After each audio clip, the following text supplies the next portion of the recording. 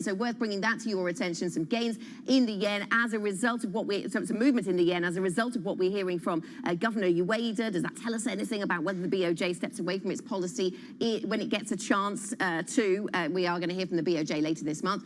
And the US 10-year yield and the German 10-year yield, I put both of those in because they are telling us something interesting about the global bond story and getting some perhaps input from what's going on the UK story. So we'll wait for the gilts market to open. But what we're seeing is bond buying globally as the market says, well, if even the UK has inflation numbers that come in below estimates, then maybe that means that yields can go lower. Let's just quickly have a look at the futures picture, and we have been seeing a strong futures picture for European stocks as a result of what we saw in the US yesterday, the tech sector doing well, AI was the theme there, the banking sector doing well. We'll wait for Goldman Sachs on that front, of course, but we've also had positivity around some of the European corporate earnings. So ASML, for example, upgrading its guidance. Will we see some substantial movements in that particular share price? Let's get to the start of the European trading day this Wednesday, and we're seeing European stocks go higher than as anticipated. The Spanish IBEX up around 0.3%, the FTSE up by 0.2%. There's the pound move, there's the other side of it with the dollar move, the dollar gaining, some of that is the pound, some of its other currencies, of course,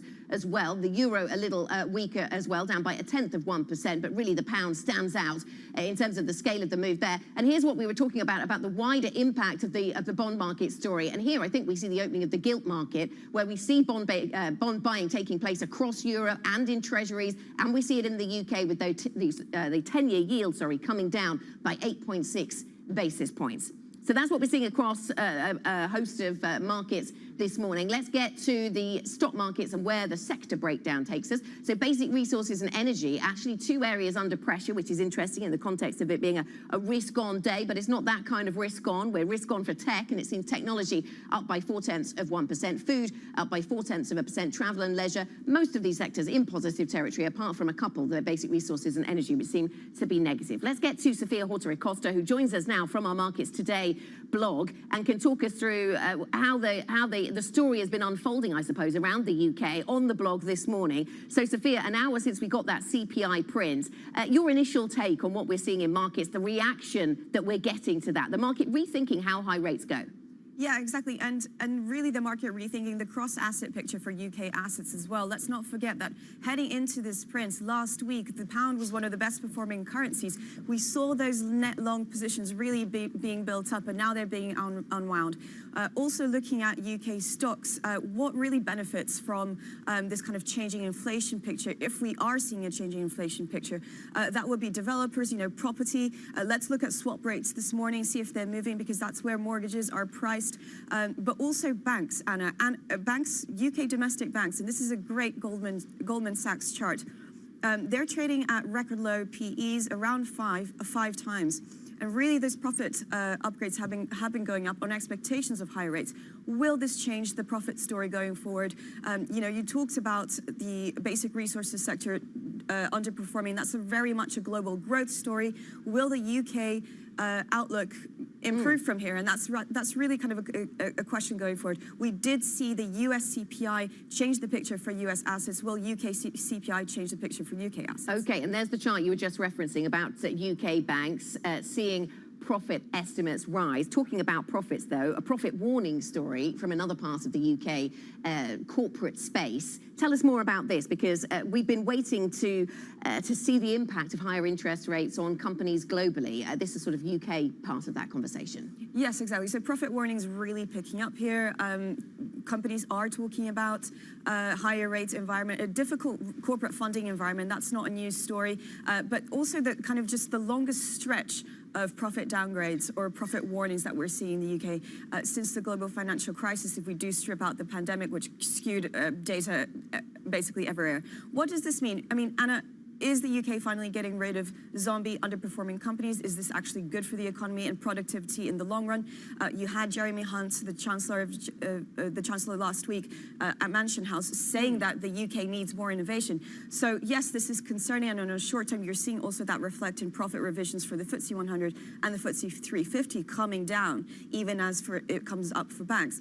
But, you know, is the kind of the composition of the UK corporate story changing if we do get these companies defaulting in 1 or 2 years? Right, and a really nice global take on the corporate credit story. I certainly saw from our colleagues talking about the sort of storm still to come on the corporate debt side as rates have been rising. And even if they stop rising shortly, what damage is still to be done from that? So that's an interesting one. And here's another chart in connection with what you've been talking about. Let's pivot to the China theme, though, and you've been giving some thought to AI and China. I mean, AI was a big theme in US markets just yesterday, pushing some tech stocks higher, Microsoft in particular, and the pricing around AI really of interest. So what catches your eye in terms of AI in China? It's kind of the only stock idea that's actually working this year in China. You know, everything else has been disappointed because of that growth story that we've been talking about. But AI, you know, the fact that the Chinese government is really trying to push innovation, not just by suggesting that government funds should be funneled towards this, and also, you know, we did have top-level officials supporting the likes of Alibaba and other big tech giants to really kind of push into the sector.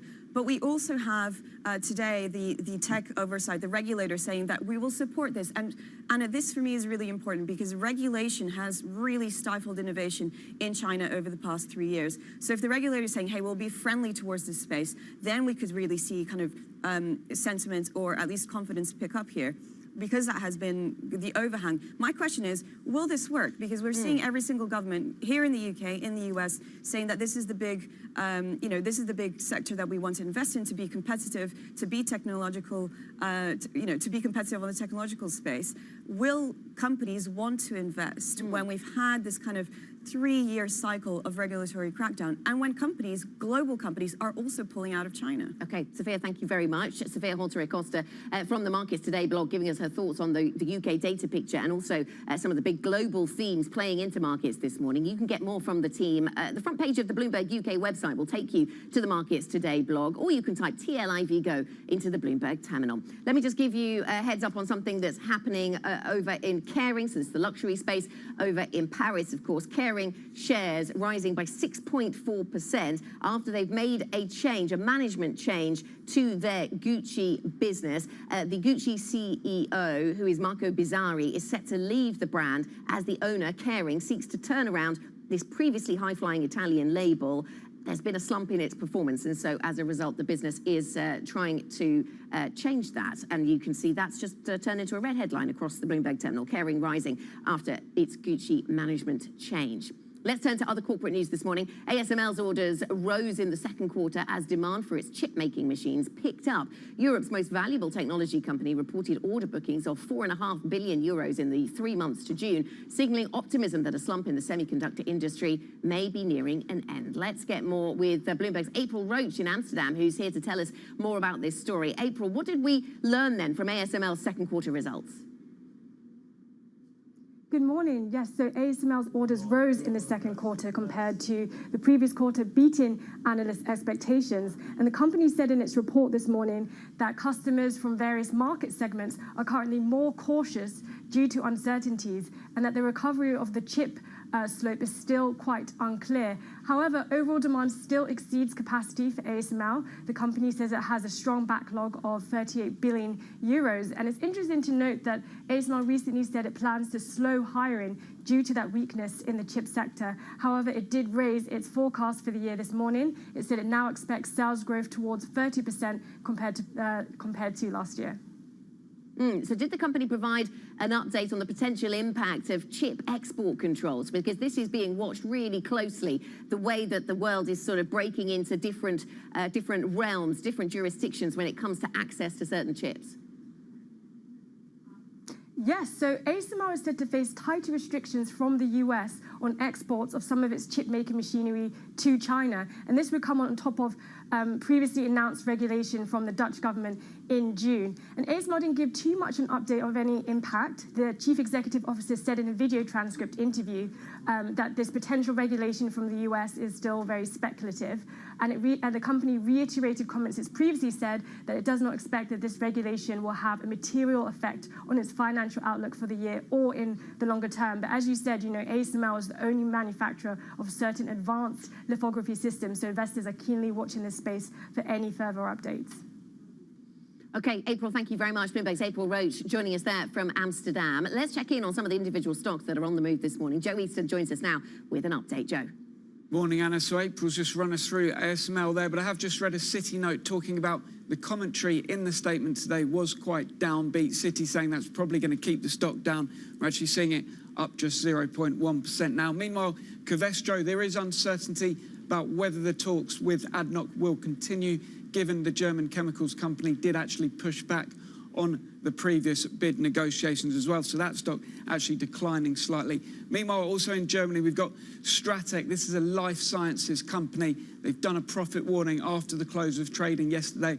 Have to dig into more of that one. This is a vitro diagnostics company, according to their statement. Meanwhile, Kering, we've had the red headline just hit the terminal, as you mentioned, up 6%, a big move for that stock with a management change at Gucci. And I've also seen an upgrade at SocGen. We'll have to see if those two pieces of news are related. Then we're going to have a look at the UK domestic stocks. Now, there's almost every stock in the green on the UK market following this lower than expected inflation numbers ahead of the Bank of England next week, or next month rather. I've brought up Taylor Wimpey, Persimmon, and these are the home builders really dependent on mortgage rates coming down in order to boost the demand for new property. So those stocks up 6% and 8% respectively. UK banks, Lloyds getting a bit of a boost. Also NatWest and Barclays rising a bit. Higher rates are becoming a problem for those lenders. Meanwhile, Next over in retail doing pretty well as well. Consumer spending, again, dependent on rates coming down. So all of the UK stocks benefiting today. Finally, just a quick look at some of those broker moves. I'm seeing Aston Martin rising in early trading, up 6%. Goldman Sachs recommending people buy that stock for the first time in more than 4 years. Orange, they've got an upgrade over at Citi, who think the telecommunications company is a little bit too cheap. Meanwhile, Equinor over in Norway, they've been downgraded by Berenberg, who think that a lower gas price will soon start to weigh on their earnings. And then Fevertree, double upgraded over at Exane BNP Paribas. Who doesn't like a cheeky gin and tonic? That one is up 6.5%, the best performer on the London small cap exchange today. I think I might need one, Joe. It's been a busy morning. Thanks to Joe Easton from our equities team for taking us through some of those movers. And just to really reiterate the point Joe was making, real estate, the best performing sector, and a lot of that is UK-related real estate companies, either those that manage property or the ones that build property for consumers to buy. We're also seeing that retail sector really flying, the likes of Kingfisher up by 4.8% today. So, Joe, absolutely right to focus on what's going on in the real estate sector and the retail space. And that is being driven by the data picture in the UK, and that is driving the gilt market. We see UK two-year yields falling 20 basis points, set for their biggest drop since the month of March. You can see that across the curve we're seeing buying of gilts, and we're seeing those yields coming down, something that is having a bit of an impact on the global bond conversation, as well as we see European bond yields falling and Treasury yields falling. That trend was in place already from CPI last week in the United States, but the UK story perhaps adding another layer of confirmation to that inflation on the slide narrative. Coming up on the programme, the pound has extended losses after inflation came in softer than expected. We discuss the prospects for sterling and look at the wider FX picture next. This is Lunchtime.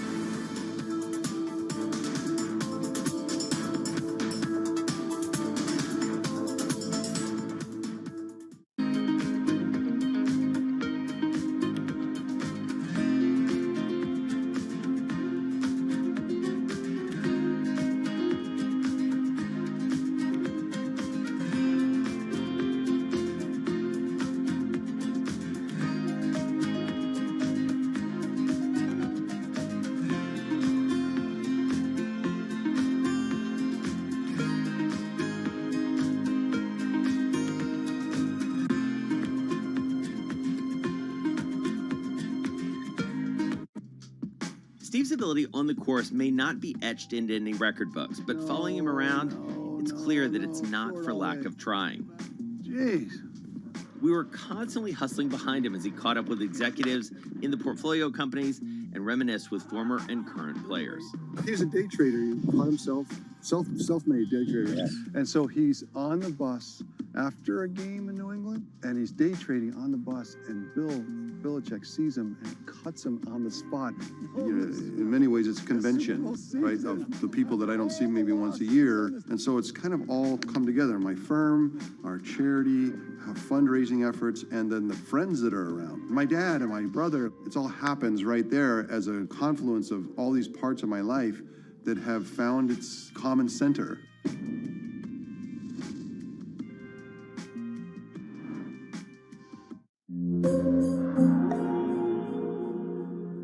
The names that move markets are on Bloomberg. China has seen slower growth than they expected. Many countries do depend on strong Chinese growth to promote growth in their own economies. For the United States, growth is slowed, but our labor market continues to be quite strong. I don't expect a recession. I think we're in a good path. Nobody covers business like Bloomberg, your global business authority.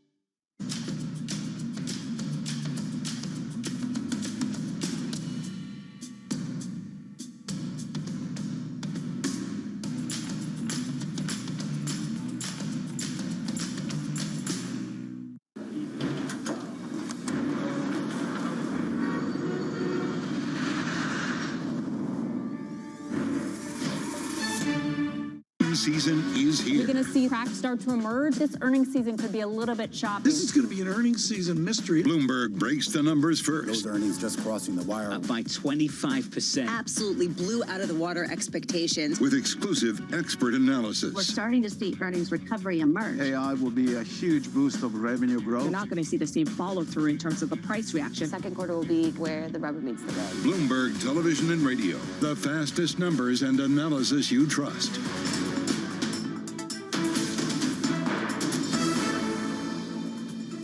It's obviously welcome news that inflation has fallen, and it shows that if the government and the Bank of England are prepared to take difficult decisions, we can win the battle against inflation. But nonetheless, for families up and down the country, prices are still rising much too fast. There's a long way to go. If we look at inflation at 3% in the US, 5.5% in the Eurozone, you can see that if we stick to the plan, we can bring down inflation. And that's what this government is utterly determined to do. That's the UK Chancellor Jeremy Hunt reacting to today's CPI figures. Let's have a quick look at the market reaction that we've seen as a result of this. It was very obvious in the pound. The initial market response was that the market started to ask questions about how high rates go. The peak for rates now seen at below 6%. Here we've got the pound at 129.45, so we're still weaker on the pound. We're much stronger on the FTSE 100, and a lot of that is being led by those consumer-facing or interest rate-sensitive stocks. So if we're stronger there, it's real estate stocks going higher on the assumption that they pay, that consumers pay less for their mortgages and that they pay less for their refinancing. We also see retail stocks doing pretty well. As Joe was pointing out to us a little earlier on, if people are spending less just to take on inflation, then they're going to have more to spend on other on consumer goods generally. And we see those yields coming down, the 10-year yield, and across the curve actually on the gilts market, we're seeing gilt buying and yields coming down. Let's get an FX market perspective on this. Sonia Martin joins us, Chief FX Strategist at DZ Bank. Sonia, very good morning to you. What do you think is the lasting impact of this inflation print on the pound? Do you think that there's further downside from here? Yes, absolutely. I do think the pound at levels above 130 and against the US dollar is massively overvalued. For one, obviously, the fact that we have an economy which is, under considerable strain, and there's a lot more pain to come. The Bank of England may now not hike rates as much as the market had expected. I mean, we had at some point priced in a terminal rate above 6%. But that doesn't change the fact that mortgage rates are very high and there'll be a lot of refinancing to be done in the next year. So that is going to be painful. Also, the inflation has come off a bit, but it's still way too high, and the Bank of England will still have to tighten interest rates further from here onwards. So, this is not the point to say the relief is imminent, and I think sterling definitely has some downside to come from here. Okay, so more downside. Does that mean you're going for 25 and not 50 basis points from the next Bank of England meeting, Sonia? Well, if the Bank of England is going to tighten further, which they definitely have to do, they may as well do 50. Interest rate hikes take a really long time to filter through to the economy. So if you're going to combat inflation, you might as well take out the big guns for the time being. There's no real point in slowing down yet. But I don't agree with the 6% plus terminal rate calls that have been out there. We do think the Bank of England is going to be a bit more cautious. Given that it does take a long time, and I know that Bloomberg Economics had some research saying that the housing market won't feel the peak impact of this higher rates environment until 2027. Given that long lag, Sonia, do you not think if they take the attitude you described, just go for 50, may as well, isn't there a danger of over-tightening because you don't know the damage that will eventually be done to the UK economy? Yeah, I agree with that. But the thing is, it's just a question of how you time the last few rate hikes or the last tightening.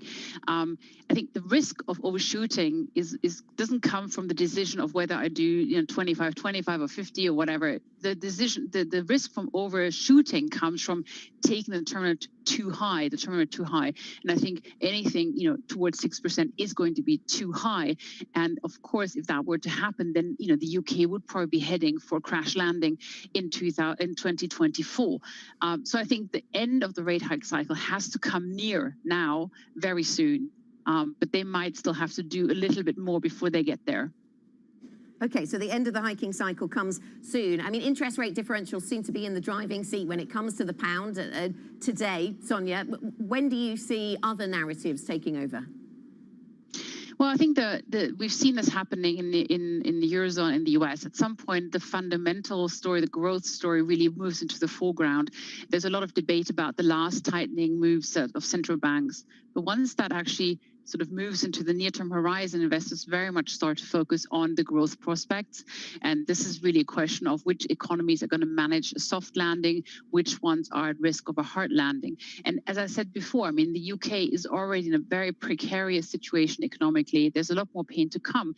So I think sterling from that perspective has more downside as we move into the next year because it's just overvalued. And as I think you mentioned earlier in the program, there's a lot of speculative buying of sterling in recent weeks. So that poses an additional risk, especially on the short-term view. And what convinces you of a hard landing story for the UK then, Sonia? Why harder than elsewhere? Well, because, the Bank of England has had to tighten considerably. They also, don't forget, are undertaking quantitative tightening, and they're doing this in a reasonably aggressive form. They're actively reducing their portfolio. So there's a lot of tightening, and it can take up to a year or even a year and a half for the full impact of tightening to come. And in the UK, the particular problem is, of course, the fact that we have a lot of mortgages with very short fixed rates. So, we're not talking variable rates as used to be the common in the past, but the rates are usually only fixed for 2-3 years. So that means homeowners are facing a lot of pain from these very high mortgage rates once they have to refinance. That is going to be a massive downside risk for the UK economy, and that's what makes it more vulnerable. In other geographies then, Sonia, thinking about where the ECB and the Fed go, you're saying that the Fed is going to tighten again, but you're not so sure about the ECB, which doesn't sound consensus. Give us your latest thoughts. Well, we do think they're both going to hike in July. I mean, that's a given next week, 25 basis points, both ECB and Fed. The more interesting question is what's going to happen in September. And there we do disagree with the market. The market is not expecting another rate hike from the Fed in September. We do because we believe that inflationary pressures are still too high and the labor market is still too tight. On the ECB side, it's a bit different. We think that the inflation and the core inflation is going to come down consecutively in the coming months. And that means that the ECB can probably, signal an end in September. Thanks so much, Sonia. Thanks for joining us. Sonia Martin, Chief FX Strategist at DZ Bank. A perfectly timed conversation there around the UK, around sterling and the FX markets. Coming up on The Charge, the UK beats Spain to win the fight for a new battery plant planned by Jaguar Land Rover's owner Tata Group. This is Bloomberg.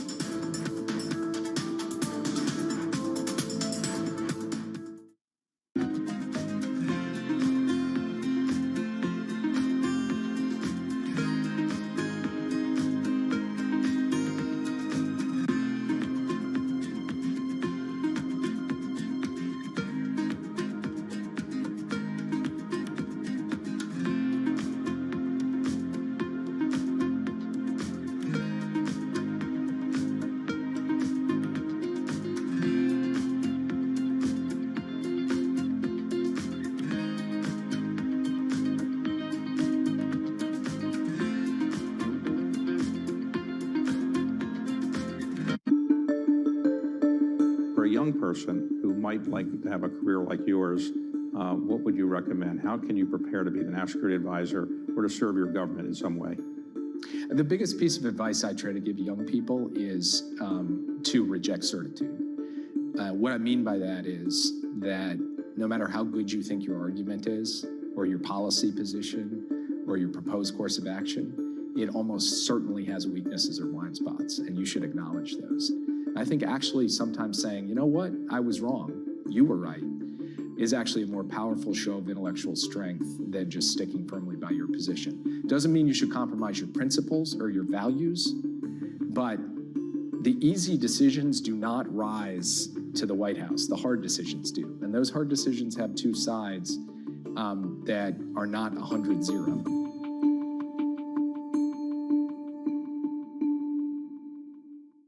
Three prime ministers, 4 chancellors, an energy crisis, and the soaring cost of living. It's been a hard year for startups, but even in the toughest times, some of the best ideas are born here in the UK. Bloomberg UK's Startups to Watch will profile the brightest companies under 10 years old, with the winners unveiled at the Bloomberg Technology Summit in London in October.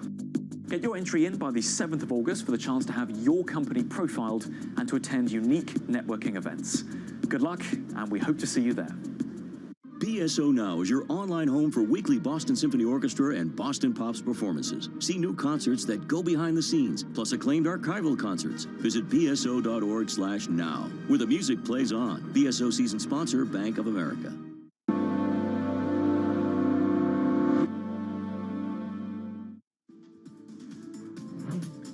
Tata has confirmed to Bloomberg Scoop that the UK has secured a battery plant to supply a new range of electric Jaguar and Land Rover cars. I'm joined by Bloomberg's James Woolcock, who broke the story for us. James, good to have you with us. So tell us, what do we know?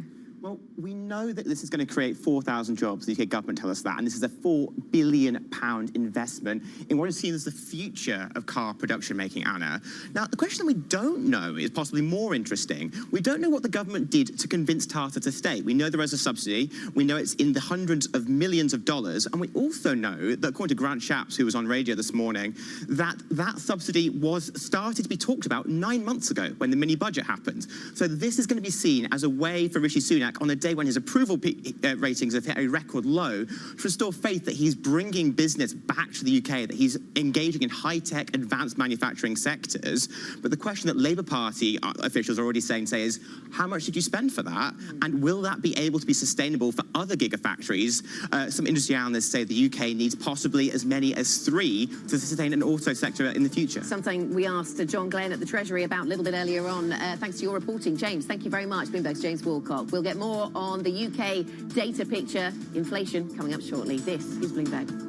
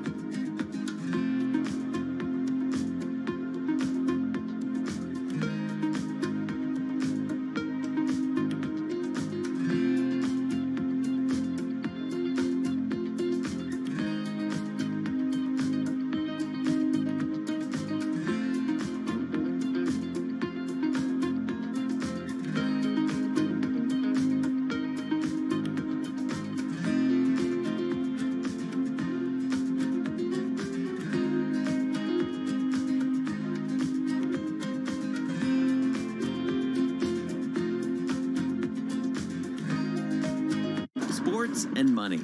They've always gone together. But never before have sports been so massively influential and as lucrative as they are today.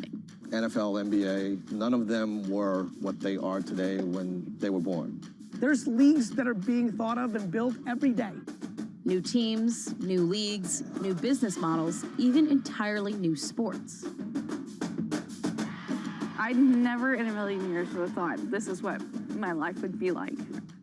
Cornhole's one of the only sports in the world in which you can have male and female players playing at the highest level against one another. I'm Jason Kelly, a business journalist and sports fan with a couple decades covering Wall Street. Getting involved from a business perspective was something that was very natural and easy transition for me. I'm Vanessa Perdomo, a former college athlete and journalist working across media. Let's do it. You ready? We set out to find what's happening and what's about to happen at the nexus of business, sports, and culture.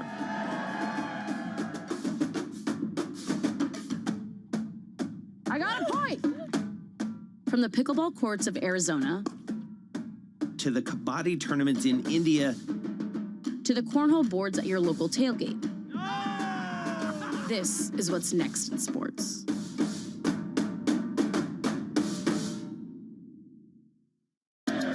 From New York City, From London and Sydney. from Washington. In Tokyo. 9 a.m. in Beijing and Shanghai. Good morning, everyone. Have a great evening. Here's what I'm watching. You do not want to miss this Is story. there the kind of upside? When U.S. jobs numbers are released, Bloomberg brings you crucial data at terminal speed and instant expert analysis. Nobody covers jobs day like Bloomberg.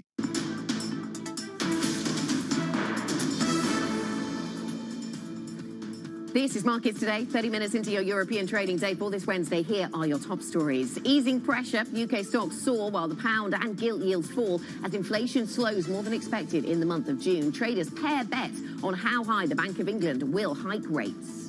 ASML sees a rise in orders for its chip-making machines, signaling optimism a global semiconductor slump may be easing. Plus, Morgan Stanley CEO James Gorman says the worst is over for the banking industry after second quarter results. Attention now turns to Goldman Sachs. Good morning, everybody. Let's have a quick check on the markets then. And a positive picture for European equities, up by 0.3% on the Stoxx 600. We're certainly seeing a lot of positivity coming through on the UK story. The FTSE 100 up by 1.2%. The DAX up by 0.3%. So there's a broad positive setup here to do with some of the corporate reporting. ASML might not be reaping the benefits, but certainly we're seeing positive news flow coming through from European corporates as they report. And also yesterday's moves on tech stocks over in the United States sort of set that sector up for something a little bit more positive. And the bank story out of the US as well played well on Wall Street in yesterday's session. Add on top of that the UK specific dynamics and what we take away from those. And let's have a quick look at where we are on various sectors for you. This is what we have. Technology, as I say, doing well on the back of the numbers out of Europe and the US story, and not that many sectors in negative territory this morning. So that speaks to the positivity. Only 3 sectors in negative, most of them in positive territory. And let's go on to check what's going on in the UK market. As I tell you that the real estate sector across Europe is the best performing. Retail also doing well. The real estate sector up by more than 3% across Europe, and that is being very firmly expressed in the FTSE 100 and in some of the other smaller businesses that are attached to or very reliant on the cost of borrowing. So we see real estate markets going higher. That is meaning that some of the home builders in the UK go higher, some of the banks in the UK go higher. The pound is coming lower as we reassess just how high interest rates go in the UK, and the same applies to yields on the 2-year gilt, the 10-year gilt. You can see all those yields coming higher as we see gilt buying. Again, reassessment of how high the UK rate story goes. And just to really push the point home about the impact that we're seeing on various sectors as a result of this, UK home builders, banks, all benefiting from what we're seeing in bond markets. So as those yields come lower, we're seeing those home builders go higher. We're seeing the banking sector go higher as well. The FTSE 350 up by 5.8%. So that's what we're seeing across the market movers this morning. Let's get to Nina Skerro, CEO of the Centre for Economic and Business Research. It seems then, Nina, good morning to you. The market is very quickly reassessing how high rates go. How high do you think that the rate story will go for the UK? How high will the Bank of England take interest rates, do you think?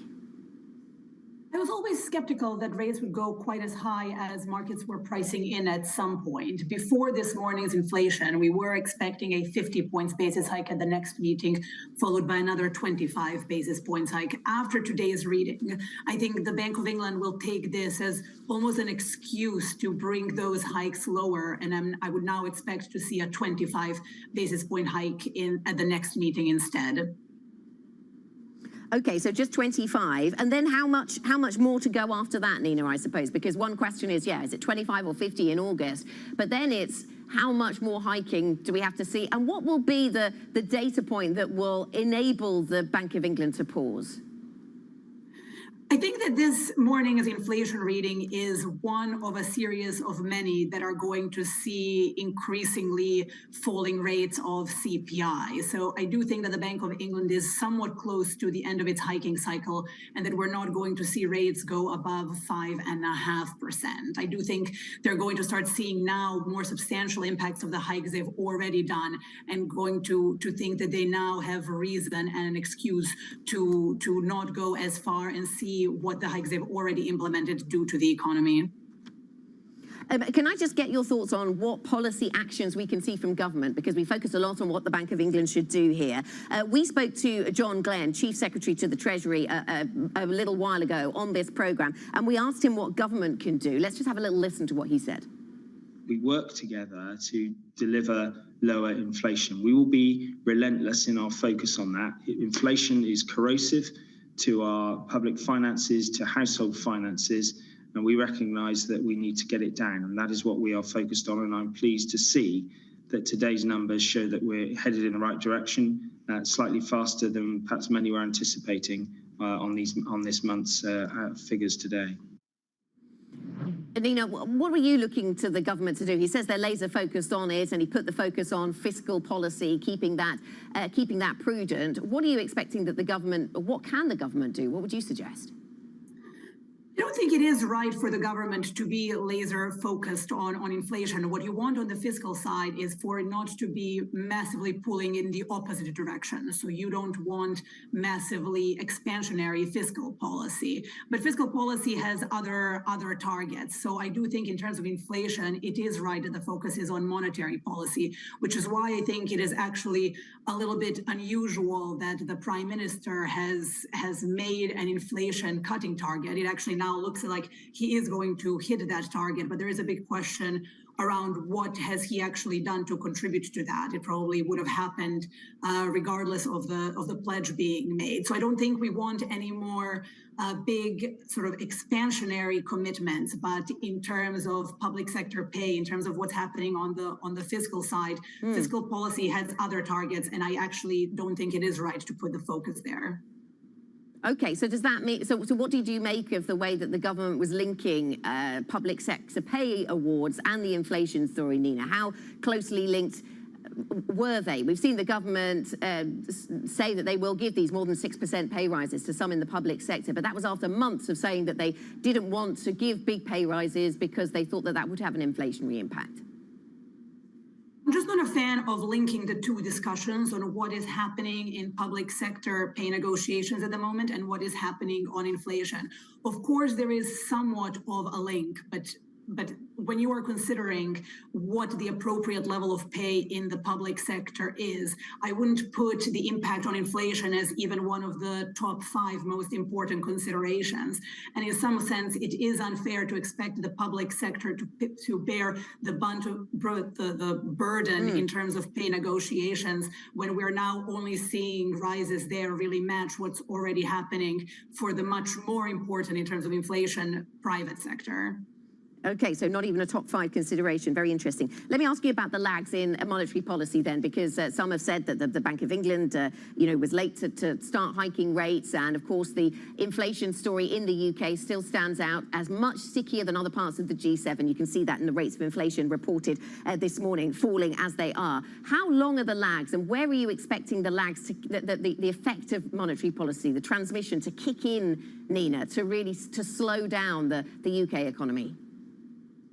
I think it's probably going to be towards the end of this year and early into 2024 that we're seeing growth in the economy slowing to levels low enough that it's going to have a more material impact in terms of the inflation rate. I think from here until sort of the end of the year, we're going to see continually lower and lower CPI, but then that's only still going to leave the rate of inflation at around 4.5%. And I think that path from 4.5 back down to target is going to be quite a long one, and that it's really going to be the bulk of 2024 that's seeing the impact of tighter monetary policy, whereas what we're seeing now and until the end of 2023 is more of a story about the price of energy falling.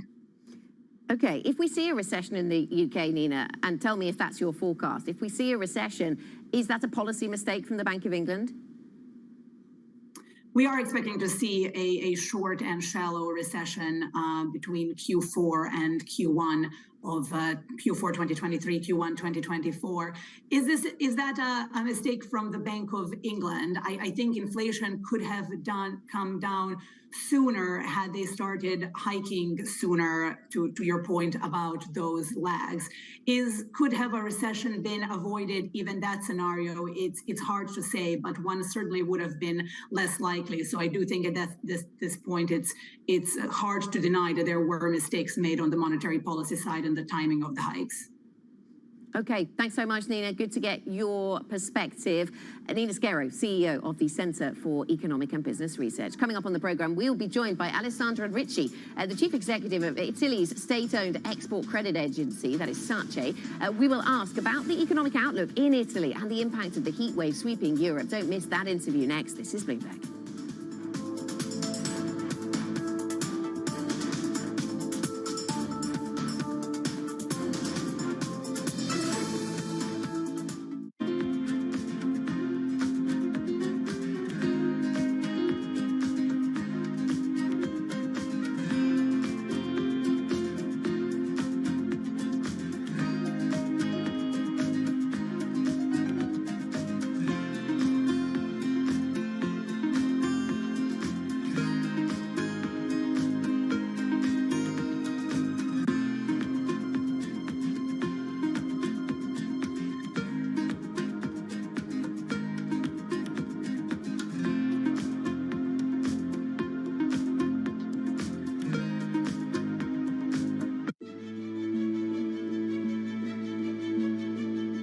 So Fabian, talk to me a little bit about the ocean. It covers 70% of the planet. It gives us food, it gives us jobs, it gives us, of course, oxygen. We're taking too many fish out, we're polluting it, we're making it warmer, and only 3% of it is protected. What frustrates you the most about this? The basic frustration is our ignorance about how integral ocean is to not only our well-being, but to our existence.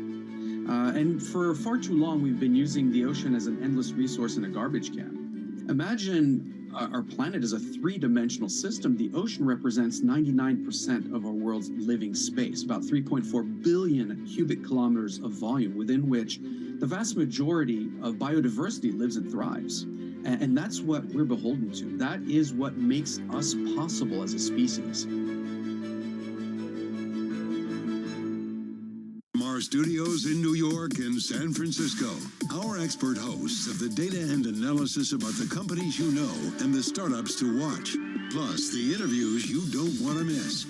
Watch Caroline Hyde and Ed Ludlow on Bloomberg Technology, the only daily business show dedicated to tech, right in the middle of the trading action. 12 p.m. on the East Coast, 9 a.m. in the West, only on Bloomberg Television, your global business authority. Markets countdown in Europe from the financial centers of the world. Bloomberg Markets European Close with Guy Johnson in London and Alex Steele in New York. Real-time numbers, real-time analysis. Weekdays.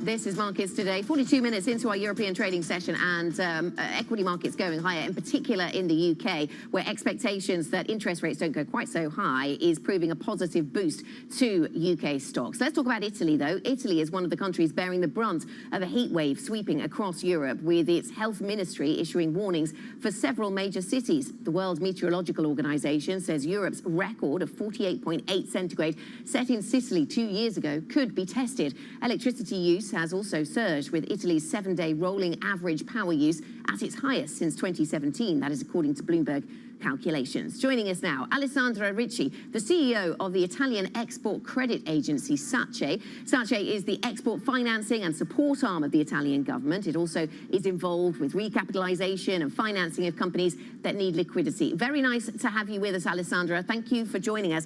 Let me start with your expectations around the Italian economy. How much are you thinking that the heat wave and the limitations on how much people can do in this heat, how much damage is that going to do economically to Italy?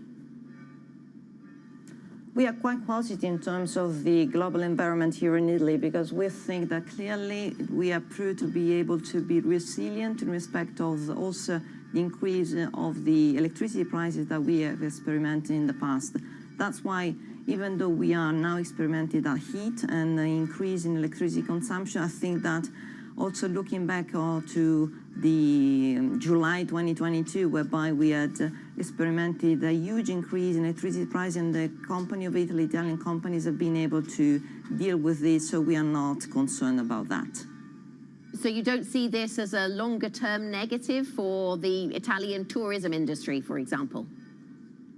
No, we are experimenting a huge increase in terms of tourists here in Italy. It's quite extraordinary what we are seeing, and we are very fond that it will go on, and it would have also very good impact on all the economy, because in any case you are bringing a new person to Italy, so we boost the internal consumptions, and we are not concerned about the effect of the global warming here, at least now. Okay, at SACE, Alessandra, you have been providing export financing and other lending to businesses alongside the banking sector. How concerned are you about seeing an increase in non-performing loans, bad debts in Italy, as companies have to deal with higher interest rates? What I can tell you is that if we look at the insolvency rate now is clearly equal to the one which was before the COVID crisis, so we are not that concerned. And also, if we look at the recently published data by the Central Bank of Italy, what we are seeing is 1% of NPLs, which is actually the same rate which we have seen in the last months of 2022. So in terms of inflation, it's true that inflation may have an effect, and also the increase in interest rates, but also the level of liquidity that the Italian companies have got, also thanks to all the measures that the Italian government provided, make them more resilient in terms of addressing that issue. So do you think that higher interest rates are not damaging Italian businesses? So far, they are not damaging. If you just look at the increase in the exports, increase in GDP, increase also in the global level of the EBITDA of the companies, what we have seen so far is that Italian economies, the Italian companies have been able to increase also the level of the prices to consumers in terms of, especially in the exports. That's why, because they've been able also to make the value of what they produce to be perceived by the foreign customers. And since the value has increased, they've also been able to increase the prices. So far, they've not been affected. Okay, so far so good. Through SACE, the Italian government has used loan guarantees extensively to keep credit flowing in the Italian economy, first during COVID and then during the recent energy challenges. Alessandra, do you think that that has been a successful story? I really think so. If you think that we have been providing 90 billion of guarantees from April 2020 up to 30 of June of this year. And the most of them have already been, some of them have already been reimbursed. Now we have an exposure of 60 million, which means that a huge amount have already been reimbursed. And also said that we don't see NPLs growing up. And the amount of funds which have been provided to the Italian economy has gone from one side to address the liquidity issue, but also to make new investment, especially new investment in terms of green investment. So the Italian company are not just waited and used the liquidity to address and pay, for example, supplies or to pay wages, but they've been also being used to make new investment, especially in environmental friendly process or product, which has made them more and more competitive also in the international market. Yeah. One of the companies, if that's the right term, that you've been helping along with banks is the Italian football club, Sampdoria. You've given them a very long extension. They've got a decade to pay back what they owe, Alessandra. Is this something you're going to be doing for other businesses, other cases? What we usually do is that we evaluate on a case-by-case basis, especially if we are talking about an amount which is considered not residual. And we just address the issue by evaluating the future cash flows of the company that may produce. In our attempt is always to, on one side, protect the value from our perspective, the value of the public money that it would be in any case paid in case the guarantee is then going to be paid. But on the other side, to prevent the collapse of the company. And on from a third perspective, what we have also boosted is the use from the company of investment which have a social impact. For example, in case of Sampdoria, we are requested as a as a condition for us to extend the tenor of the loan, which was in any case without any haircut to our nominal value, to Sampdoria to provide the free access to facilities, to sport facilities, to the stadiums, to disadvantaged people, because we want more and more to, on one side, support the Italian economies, but also to support what is the ESG investments.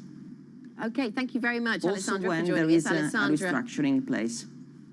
Okay, thank you for joining us. Alessandra Ricci, the CEO of SACE, speaking to us from Italy. Coming up on the program, Wall Street giants finally see signs of life in their investment banking businesses. We will dig into US bank earnings next. This is Big Back.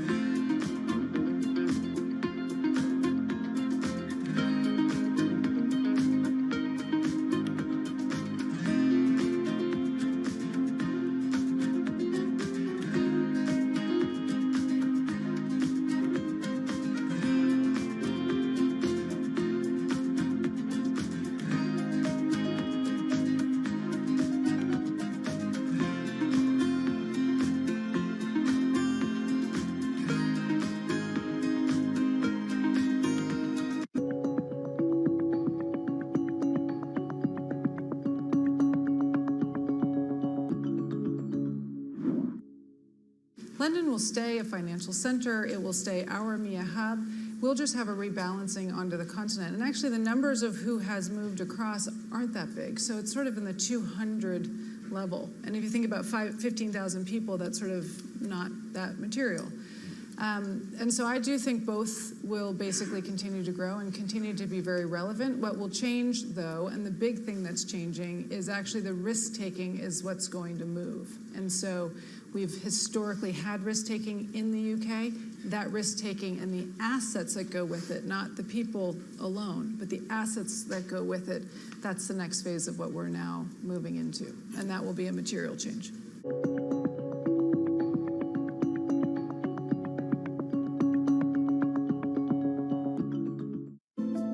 Bloomberg covers the world with unmatched reach and resources. From more than 120 countries, the moment news breaks, 24 hours a day. Bloomberg, your global business authority.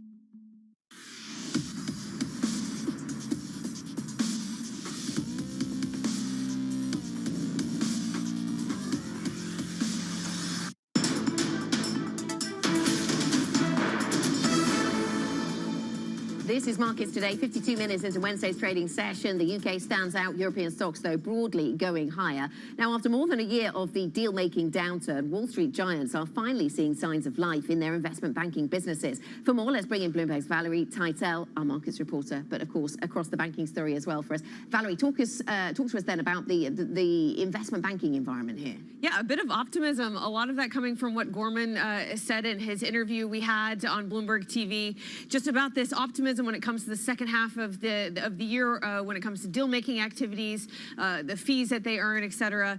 And I have to note, you know, it has been looking good so far on this earnings season. We've had Bank of America, Morgan Stanley, JP Morgan, and Citi all beat on equity underwriting, and all those names except for Citi also surpassed estimates for debt underwriting fees.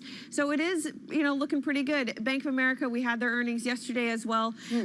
Signs of investment banking revenue there. Their investment banking fees rose 6% year on year, which is again better than the consensus estimate. Okay, so that's the investment banking story. That sounds more positive than expected. Will Goldman's manage to manage expectation and beat, as Mark was telling us they used to do, but they got out of the habit, I suppose. Yeah, you know, analysts have said they rarely hear so much from Goldman Sachs before bank results, but they've really been out in the last few weeks downplaying their earnings, signaling a big drop in trading revenue to come, and it's seen one of the biggest revision lower in earnings per share before earnings that we've ever seen. EPS since mid-June, Anna, has been slashed by almost half.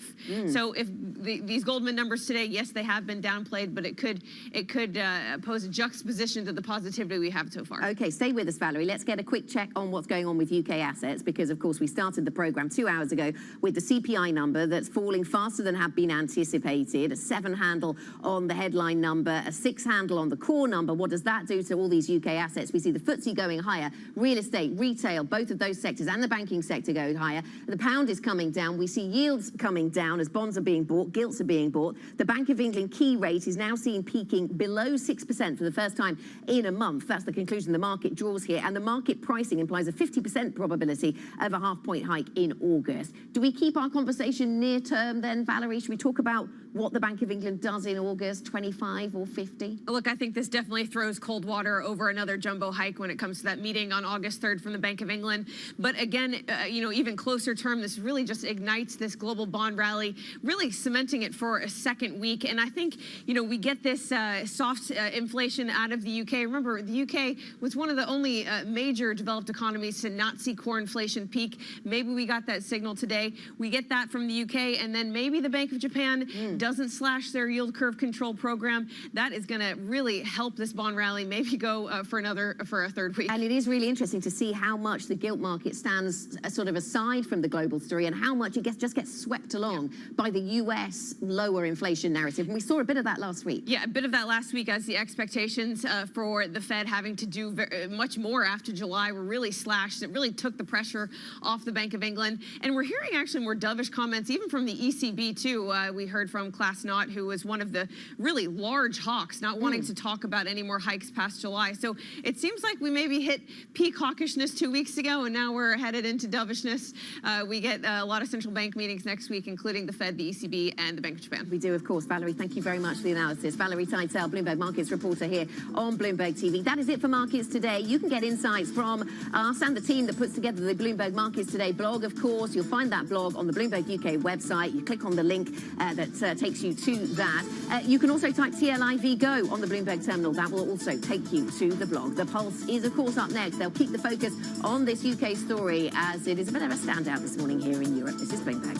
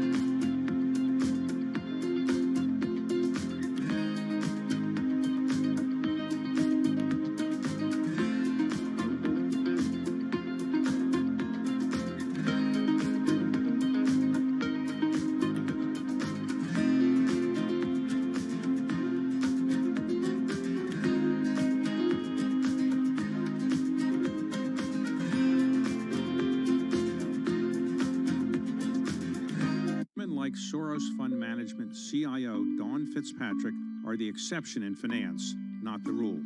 Morningstar has taken an in-depth look at women in the industry, and the numbers are startling. The firm found that in 2020, women made up 14% of global fund managers. That's largely unchanged from the year 2000. Morningstar also calculated that while the number of women at the top of the corporate ladder has increased, it won't be until 2060 that women will reach parity with men in the C-suite. Studies have shown that increasing the number of women managers leads to better decision-making and moderates overconfidence. European Central Bank President Christine Lagarde insists that male domination of the banking industry made the 2008 collapse of Lehman Brothers more likely.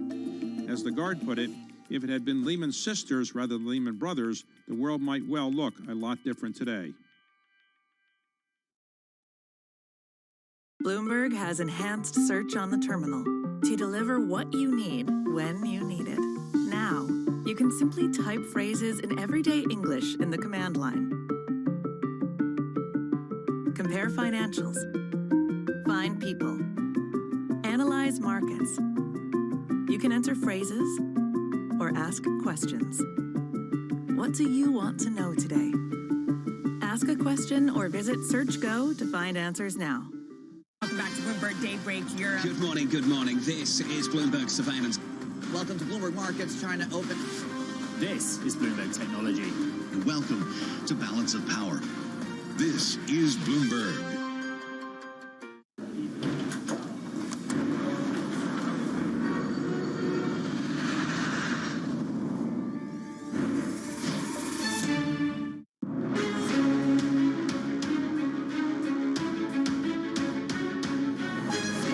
Newsmakers and market movers. This is The Pulse with Francine Lacqua. Good morning, everyone, and welcome to The Pulse. I'm Francine Lacqua here in London with the conversations that matter. And here's what's coming up on today's program. The pound falls, bonds gain after UK inflation cooled further than expected to its lowest level in more than a year, a sign that soaring interest rates may be starting to work. Europe's most valuable tech company, ASML, reports higher demand for its chip-making machines, lifting optimism. A global semiconductor slump may also be easing. Plus, Handelsbanken shares fall after meeting profit estimates, but falling short of rivals. We'll speak to the bank's CFO later this hour.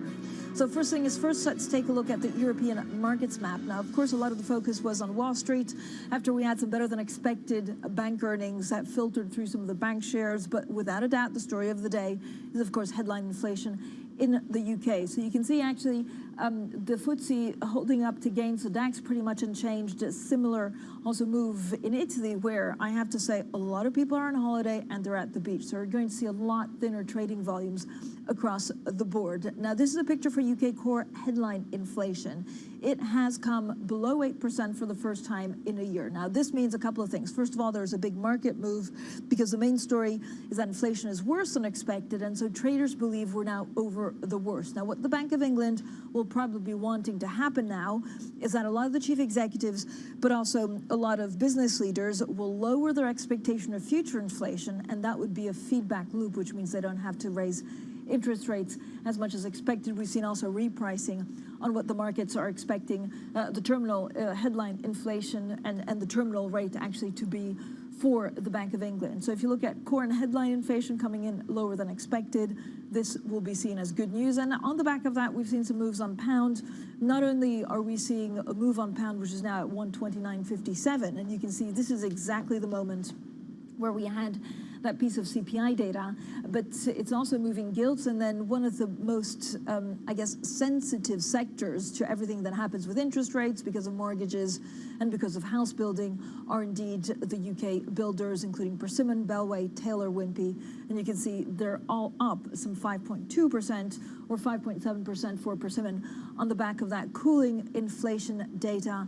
And that means that maybe the BOE does not have to increase interest rates as much as the market was pricing in just yesterday. Then we're also getting some breaking news out of South Africa. Again, this is an inflation data day, because a little bit later we have Eurozone CPI. That's later today. South Africa coming in with some June consumer prices, and those are rising 5.4% year on year. It's pretty much in line with estimates. Of course, the rand going through some other concerns, including some of the debt and some of the blackout, currently 17.8606. So let's pivot to the latest, though, from Europe's most valuable technology company. The Dutch chip-making machine ASML has reported a surge in orders as it shrugs off weak demand in the chip sector. Joining us for more, this is Bloomberg's April Roach. April, so what did we actually learn from the second quarter results for ASML?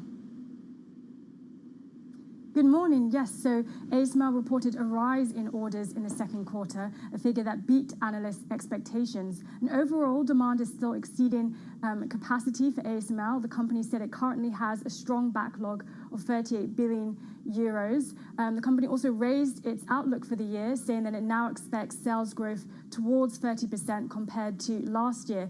However, the company also said in this morning's earnings report that customers across different market segments are currently more cautious due to uncertainties, and that the shape of the chip recovery slope is still unclear. And it's interesting to know that ASML recently said it plans to pause hiring and slow hiring, due to that uncertainty and weakness in the chip sector, and also due to a massive recruitment drive that it carried out last year. So, April, did the company provide any update about the potential impact of chip export controls? Yes, so ASML is said to face tighter restrictions from the US on exports of some of its chip-making machinery to China. And this would come on top of regulation that's already been announced by the Dutch government in June. And the company didn't provide too much of an update on this. The Chief Executive Officer, Peter Wenick, said in a video transcript interview that this potential regulation from America is still quite speculative. And the company reiterated previous comments it's made that it does not expect these measures to have a material effect on its financial outlook for the year or in the longer term. April, thank you so much. Bloomberg's April Roach there in Amsterdam, joining us with the very latest on ASML. Now, joining us to dive into the markets is Barclays Head of European Equity Strategy, Emmanuel Co. Emmanuel, thank you, as always, for giving us a little bit of your busy schedule. When you look at chip manufacturing and technology in general, have we reached a peak? Are they priced to perfection? Do you still see more value? I mean, the bar for positive surprise is definitely moving higher, Francine, because this is a very maybe consensus part of the market, very well owned. But I think momentum is your friend, and as long as these stocks deliver good growth, good earnings, in particular in the backdrop of more stable interest rates, which are maybe a relief for valuation, I do believe that investors will stick to this part of the market. So maybe there's going to be a bit of trouble and arrive around Q2 earnings, but I think the kind of direction of travel is still higher for this part of the market. So, Emmanuel, how much is China a key drag on EU sentiment? It is a big issue.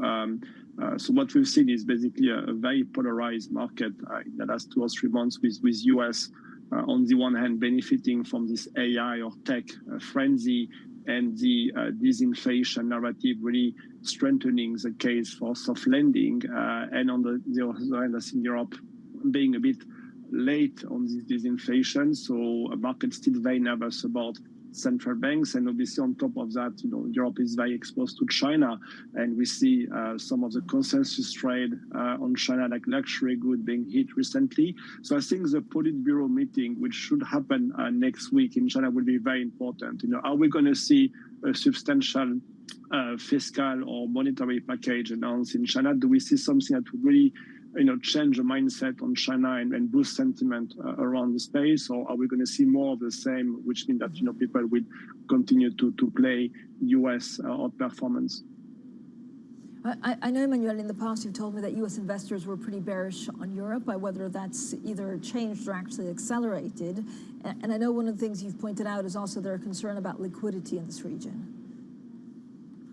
Yes, so I spent the week in the US last week seeing a lot of investors, and there is a contrast between the optimism back 2-3 months ago and the pessimism I felt last week was stunning. And I think, as you said earlier, Europe is a play on China, and China is now a fairly consensus, source of concern. So people are worried about weaker for longer China. I think the kind of transmission mechanism in Europe with the economy being much more bank credit sensitive is another concern, where people don't see light at the end of the tunnel with inflation. And then we have this broad liquidity issue where ultimately we are in a bull market, but this is hiding a lot of caution under the hood. And what we are seeing in the market is basically investors seeking for or looking for safety, liquidity, and quality. And obviously the European equity market is more cyclical than value. So I guess for investors to get more constructive on Europe again, they need to be more bullish on the rest of the world. They need to be more bullish on the global economy.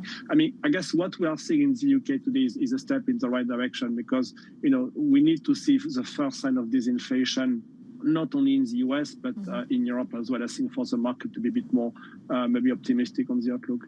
Yeah. So, Emmanuel, what does it mean for where you want to be invested in terms of sectors? I know luxury goods, one of the top players, but is there anything in European commodity players or mining that we're overlooking?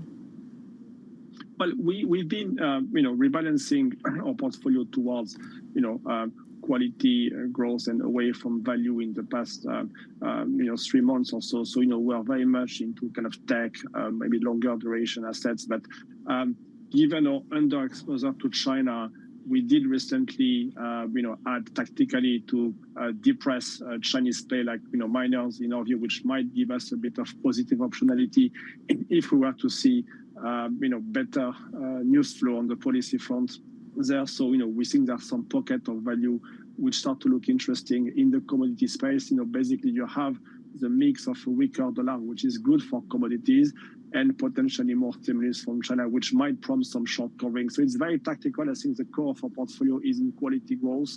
We do believe that some of the consumer cyclicals look interesting as well, because this inflation might support disposable income. But I think we are still relatively negative or cautious on the manufacturing space. But I've recently added to commodities on the potential for China, a news flow to help the space. Emmanuel, thank you so much. Emmanuel Coder from Barclays. He, of course, stays with us, and we shift the focus back to the UK. Now, coming up, investors cut bets on further Bank of England rate hikes, piling pressure on the pound after inflation slows more than expected in June. So we'll discuss that next. And this is Bloomberg.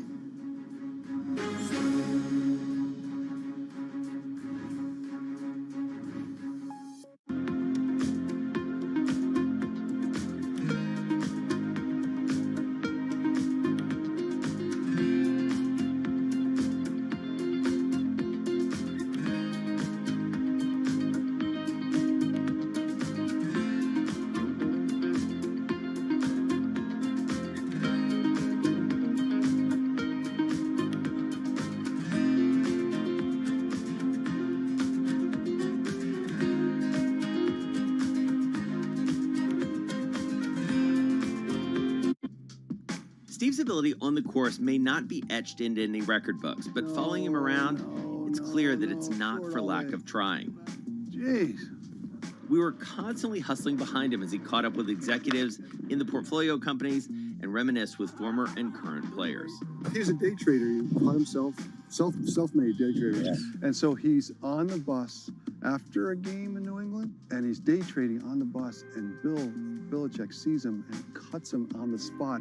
In many ways, it's a convention, right, of the people that I don't see maybe once a year. And so it's kind of all come together. My firm, our charity, fundraising efforts, and then the friends that are around. My dad and my brother, it all happens right there as a confluence of all these parts of my life that have found its common center.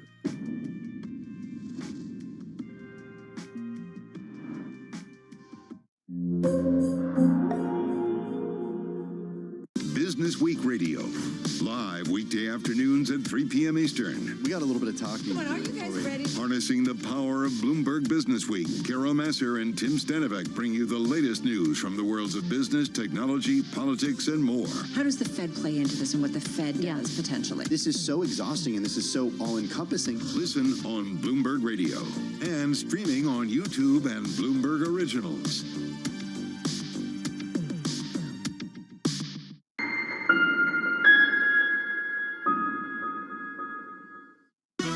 season is here. We're going to see cracks start to emerge. This earnings season could be a little bit choppy. This is going to be an earnings season mystery. Bloomberg breaks the numbers first. Those earnings just crossing the wire. Up by 25%. Absolutely blew out of the water expectations. With exclusive expert analysis. We're starting to see earnings recovery emerge. AI will be a huge boost of revenue growth. We're not going to see the same follow-through in terms of the price reaction. Second quarter will be where the rubber meets the road. Bloomberg Television and Radio. The fastest numbers and analysis you trust.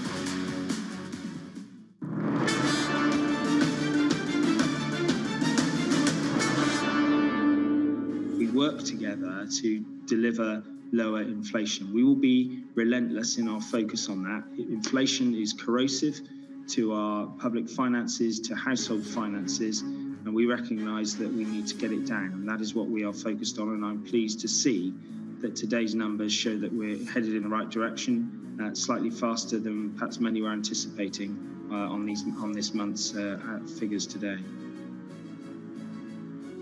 Well, the UK Chief Secretary to the Treasury, John Glenn, they're speaking to us about the fight against inflation. Now, he spoke to us after UK CPI came in below 8% for the first time in more than a year. Prices in the UK were 7.9% higher in June. The year ago, a reading that came in below economists' forecast. Now, Barclays head of European equity strategy, Emmanuel Coe, is still with us, and we're also joined by Anna Andrade of Bloomberg Economics. So thank you both for either sticking around or coming to the show. Anna, talk to me a little bit about what this means for the Bank of England. I guess they're hoping that business people and chief executives now think inflation will go down, and that will feed some kind of spiral on the downside, which makes their job easier.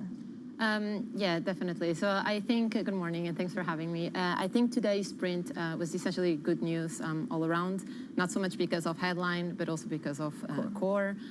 You had a fall in services and you had a fall in core goods, which is exactly the position that the Bank of England wants to be in. Now, whether that changes the rates outlook dramatically, I wouldn't say so. I would say that maybe there's a 25 basis points hike at the next meeting, a little bit more likely, but overall it doesn't change, the broad picture. And if you are the Bank of England, and if you have inflation and core inflation this high, and if you also know that second round effects are, as you said, essentially what's driving inflation right now, then you'll want to lean against that. And so we still see rates going as high as 5.75%. But Anna, could you say that the worst is over, or is it too soon to call victory? I would say, based on past experience, I would say it's too soon to call victory.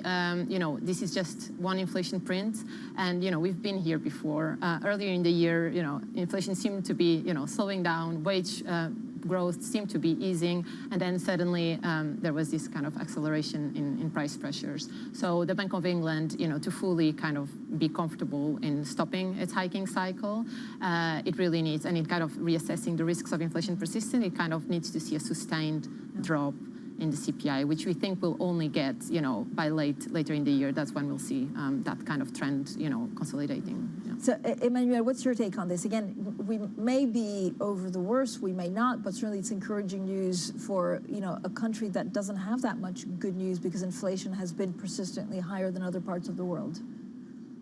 Yeah, exactly, Francine. I think the direction is more important than the level of inflation. So market had to see the first sign of disinflation. I mean, we had the BOE hiking rate for quite a long time now, and so far failing to get inflation under control. So I think in terms of BOE credibility, that's a step in the right direction. Now, of course, services inflation are still very high. So what has been driving inflation down last month was, core goods and basically energy, but you still see services inflation quite high, and that's still very linked to the tightness of the labor market. So I suspect the BOE must be keeping an eye on the labor market and needs to keep a lid on rates as long as basically the job market stays very strong.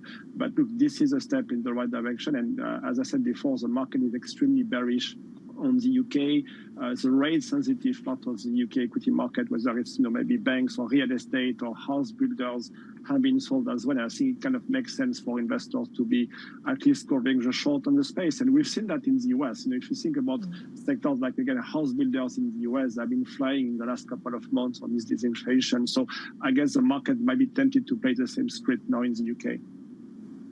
Emmanuel, what does that mean for, I mean, if you look at inflation expectations, if we get to 3%, do central banks kind of sit back? And we're also getting inflation in Europe. But I know this is almost a philosophical question, is how much do they need to get to 2%? And is it different from the UK to Europe? And what does it mean for investing? Well, again, I think as long as inflation goes down and the faster it falls, I think the more relieved central banks will be, and the need maybe to over-tighten to get inflation under control is lower now. So I think the market should be maybe less worried about a hard landing or policy mistake if inflation goes down. And if we find out that a lot of the inflation we had to deal with was ultimately transitory, coming from a lot of distortions the global economy had to deal with over the past 2 or 3 years with the COVID, obviously, and then the war in Ukraine, I think that might, give a bit of comfort for central banks and give them a bit of maybe room to wait and see, and rather than rushing to hike rates. But as I said before, I think that the current labor market is one thing that is still, basically pushing up the underlying inflation forces. So I think there is no way central banks will be cutting rates anytime soon. But I think the rate or the pace of rate hikes has to moderate from here, and that should be maybe coming with a bit of a relief for the market, given that the worry about central banks having to crash the economy to get inflation down. So Anna, I mean, given what we've just heard from, of course, the data this morning, what we heard from Emmanuel, how worried would the Bank of England currently be on mortgages? I mean, there's a couple of fault lines, actually, that we don't know how it pans out. And that's credit crunch, consumer spending, mortgages. Yeah, so those are the risks associated with, over tightening and taking rates that high. But what has also become increasingly clear, it's that this mortgage channel that, back in 2012 used to function probably a bit faster is now taking its time. So rates are taking its time to feed through to mortgages. And although, there's a lot of mortgage holders refinancing this year, they still remain a minority. So it's interesting because if you look at the effective interest rate paid on mortgages right now, if it remains 200 basis points below what it would be if the bigger share of the mortgages was at, variable rates. So that channel is a bit impaired. So I think, the Bank of England is definitely worried, not only about mortgages, but also about renters, for instance, as this is having a knock-on effect on rent. But I would say that, because of this channel, it's kind of making policy working a bit more in a more delayed way, then it thinks it has more cover to keep on hiking. Yeah. Oh, so interesting. Thank you so much, Anna and Emmanuel. Barclays Head of European Equity Strategy, Emmanuel Cohen, Anna Andrade from Bloomberg Economics. Now, you can find Bloomberg's market commentary on the latest UK inflation numbers on our website. It's fantastic, so don't miss it. Just go to bloomberg.co.uk to find out all of that and more in-depth analysis and opinion. Now, coming up, we'll look at U.S. bank earnings as more Wall Street majors report. We'll discuss Bank of America, Morgan Stanley's updates, and then today, we have numbers from Goldman Sachs. So all of that is next, and this is Bloomberg.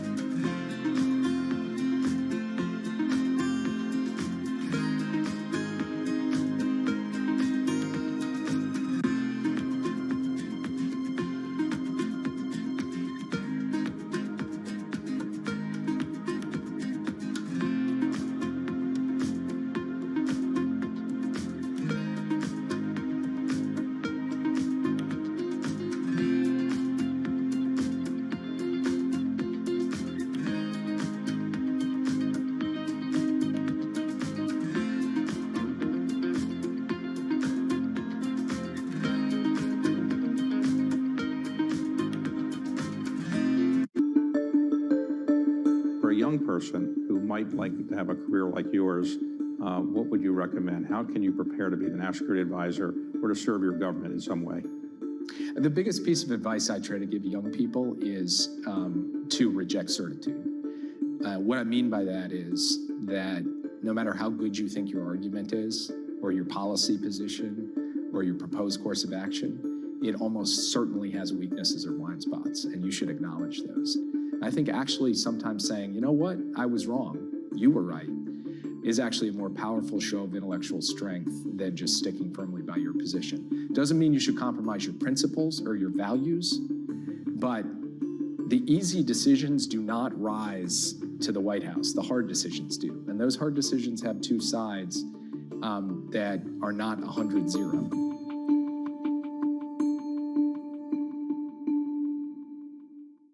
Bloomberg UK, your source for news and analysis covering the biggest challenges facing the UK government, economy, financial services, and markets. Tax cuts should not be the priority. It's about a credible plan for growth over the next 2-3 years. In this post-Brexit world, how do you see actually servicing your clients? It was disruptive, and it's going to have implications to how capital raising works. Now we're having the perfect storm in the UK. Watch Francine Lacqua Thursdays at 9:30 a.m. only on Bloomberg, your global business authority.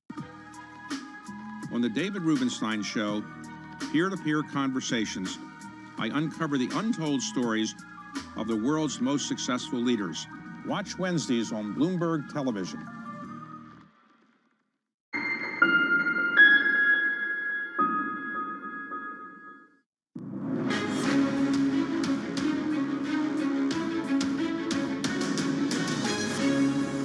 I do believe it's bottomed. Every CEO I'm talking to has tilted to a more forward-looking posture. So I think deals will start getting done. Whether they happen in the back half of this year, I'm not so sure. It might be next year that it comes, but it will be during next year when we see it, if not this year. Morgan Stanley Chief Executive Officer James Gorman speaking to Shonali Bazak there after a slowdown in trading and deal-making put a dent in second quarter profit. Now joining us now is Bloomberg's Jan Patrick Barnett in Frankfurt. JP, thank you so much for joining us. So let's dive a little deeper into the divergence between Bank of America and Morgan Stanley. Why were the results so different? Well, they have different business models, of course. Bank of America is well more diversified into consumer business. But overall, I would say like both banks reported kind of the same. Earnings not as bad as feared. And both of them were showing us some bright spots in their business. Has it been Bank of America with like some stable loan growth and some stable net interest margin, or Morgan Stanley with some record on the revenue for its wealth management business? So overall, for the two banks, the earnings have not been as bad as some people have expected. And hence the shares have rallied quite a bit yesterday, but we're going to see if this is going to last beyond the next couple of days or the next couple of one or 2 weeks. Yeah, and JP, Goldman has really topped down results, so what are we expecting from them? They report a little bit later today. Yeah, they're in an even more difficult spot because they're like so much focused on capital markets and trading and all that stuff, and that is a difficult area. And as we have just heard from the CEO, that before we see the bottom like really like going back up, it might take up to next year. So Goldman is in a tight spot here. They have lowered their estimates, but let's see if they can jump the low bar. JP, thanks so much, Jan Patrick Barnett there in Frankfurt. Coming up, we'll speak to the CFO of Handelsbanken as its latest results showed profit from lending failed to keep up pace with some of the Swedish competitors. That's coming up next, and this is Bloomberg.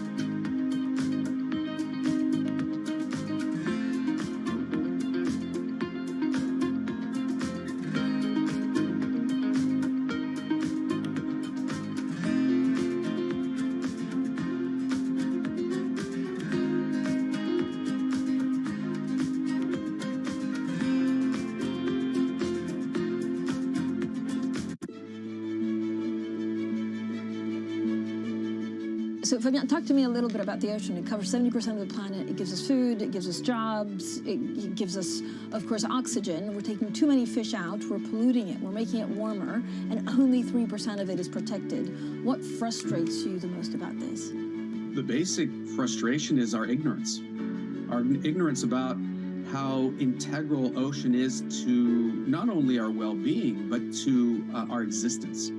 And for far too long, we've been using the ocean as an endless resource in a garbage can. Imagine our planet is a three-dimensional system. The ocean represents 99% of our world's living space, about 3.4 billion cubic kilometers of volume, within which the vast majority of biodiversity lives and thrives. And that's what we're beholden to. That is what makes us possible as a species. Enjoy the excitement of a night of music at Boston Symphony Hall with BSO Now. Watch brand new Boston Symphony Orchestra performances, behind-the-scenes storytelling, and memorable archival concerts, all from the comfort of home. Use our free 24-hour trial and see why the Boston Globe calls it musically rewarding. And the Berkshire Edge says the orchestra has never played better. Visit bso.org/now, where the music plays on. BSO season sponsored by Bank of America.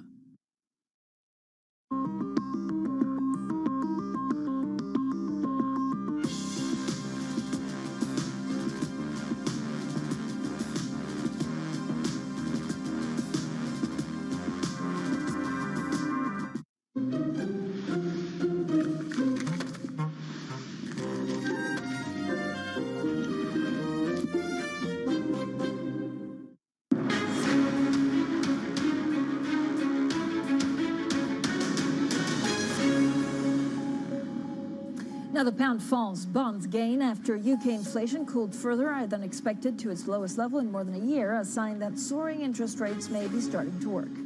Europe's most valuable tech company ASML reports higher demand for its chip-making machines, lifting optimism a global semiconductor slump may be easing. Plus, Handelsbanken shares fall after meeting profit estimates, but falling short of rivals, and we'll speak to the bank's CFO shortly.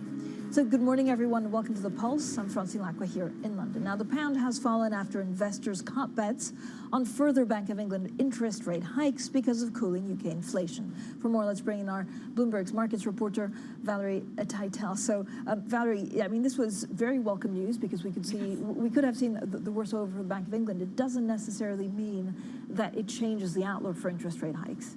Welcome news for the Bank of England, especially that core number. Finally, maybe it's peaked, coming in at 6.9 today. Expectations were for 7.1, and that's really driven this front end of the gilts to rally. We're now really doubting whether the Bank of England does have to go 50 basis points at their meeting in August. And that kind of interest rate differentials is really pushing the pound lower. There was a lot of speculation whether a soft print today would push the pound lower, but we got such a soft number today. It's really thrown those hikes into doubt, and those interest rate differentials are taking its toll on sterling. Yeah, it'd be interesting. I mean, I think Bloomberg Economics, that were, by the way, massive victory lap, the only ones to get it right, are saying, look, it doesn't necessarily change the longer-term trajectory of where we end up by the end of the year. Well, look, the one thing I should say is that we have gotten some positive economic surprises out of the UK recently. So I guess maybe I would agree with Bloomberg Economics. If we continue to see those positive economic surprises, yes, there will be a lot more pressure on the Bank of England. But we've got retail sales on Friday. We get the preliminary PMIs the following Monday.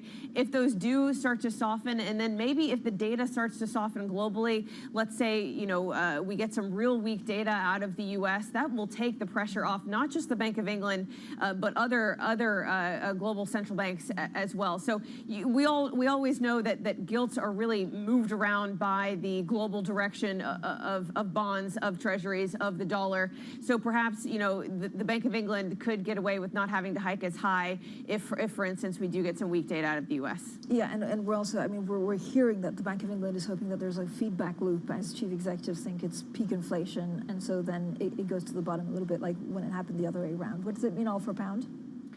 Look, I do think the pound is headed lower, but for gilts, I'm not so sure that we're out of the woods yet if this rally can be sustained. I think as we head into the fall and we get closer to the UK's fall budget announcement from the UK government, a lot of eyes are going to go onto the debt sustainability of the UK situation. You know, regardless if the Bank of England has to hike further, the UK is still in kind of a tough spot, given, you know, debt to GDP is nearly at 100%.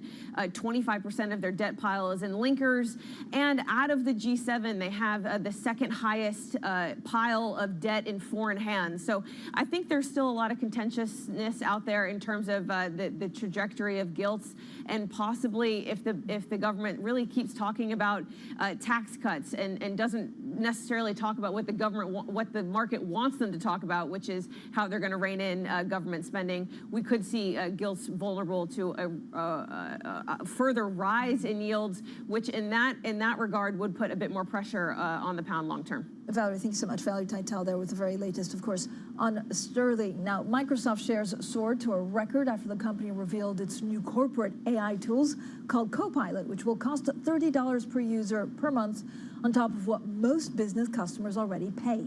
Well, Microsoft has been testing the product with customers, including General Motors and Goodyear. The pricing reflects strong demand for corporate AI products and the cost of running them.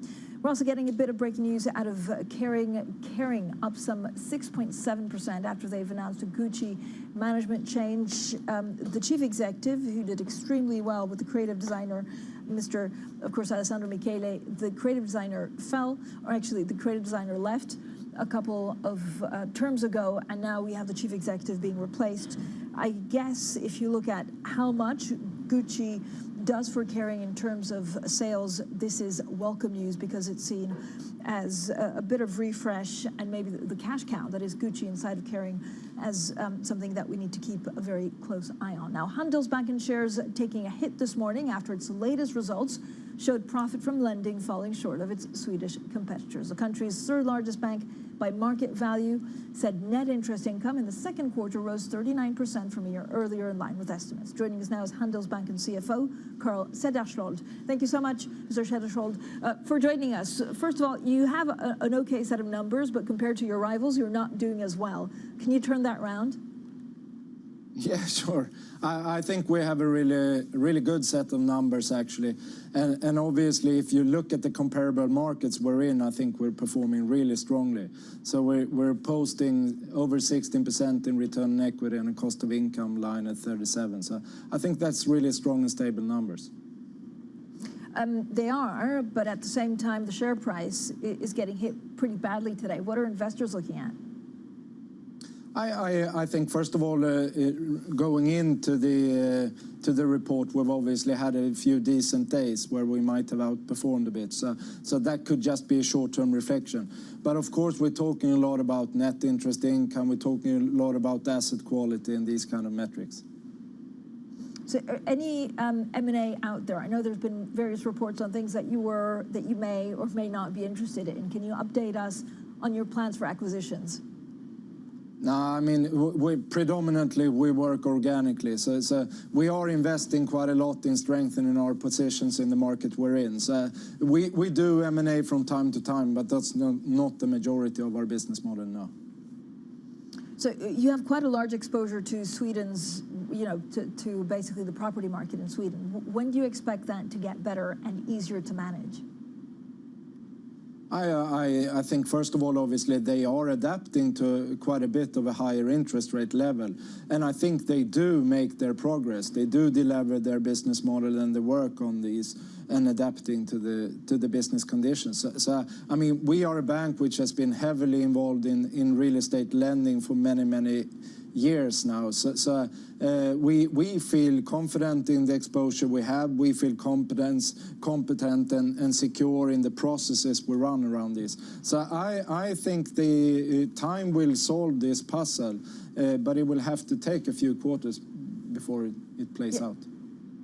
Is there anything that you can do to make sure that a credit downgrade won't happen?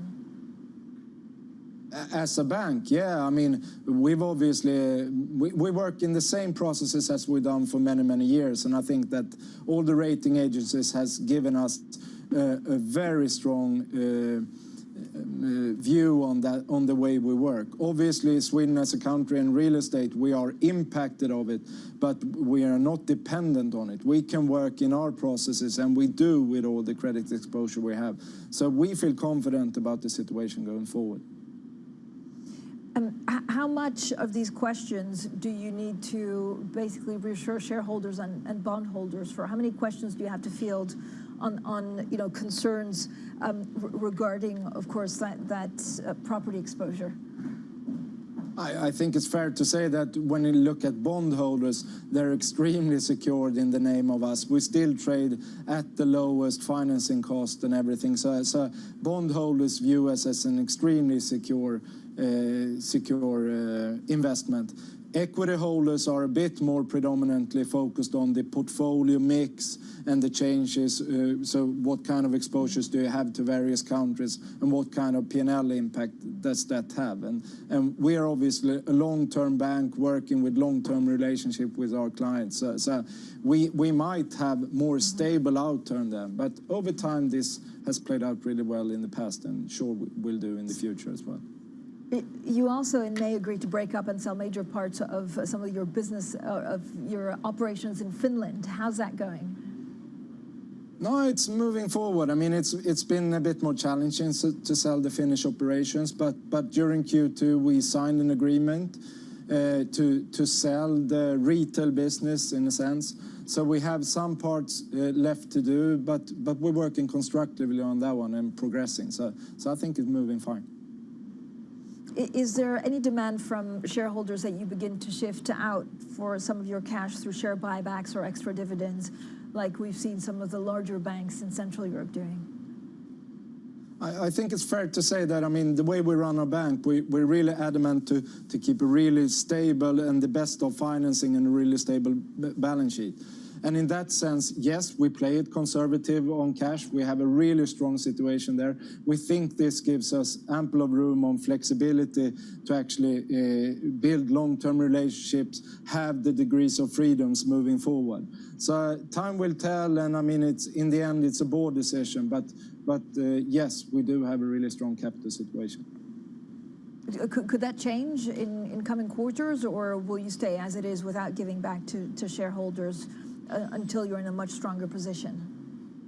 I mean, we won't guide on that one. We are in a really strong position, but in the end, it's a board decision. And normally we do this once a year at the AGMs, these kind of decisions. So time will tell. Mr. Cederschiöld, overall, how would you describe the world economy right now? I know we're importing probably a lot of deflation from China. I don't know whether there are concerns of liquidity in Europe, or whether it feels, more or less certain than it was 6 months ago. I don't know if you can compare it to 6 months ago. And normally we try to stick to the focus around the business model and leave this to the economist. But obviously we've been living through a few years now on and off in various degrees. I mean, you've had all the value chains disruptions, you'd had all the inflationary, might move to disinflationary, perhaps move once again to some parts being deflationary. So I think there's a lot of uncertainty, and that's why it's really nice to be Handelsbanken. We focus on building long-term relationship with our clients and leave the external factors to the market to deal with. Okay, sounds sensible. Carl Cederschiöld there, the CFO of Svenska Handelsbanken, joining us this morning. Now, coming up, we focus on emerging markets. We'll discuss the economic data out of South Africa, this week's rate decision. We'll also hear from the Argentinian president. All of that is next, and this is Bloomberg.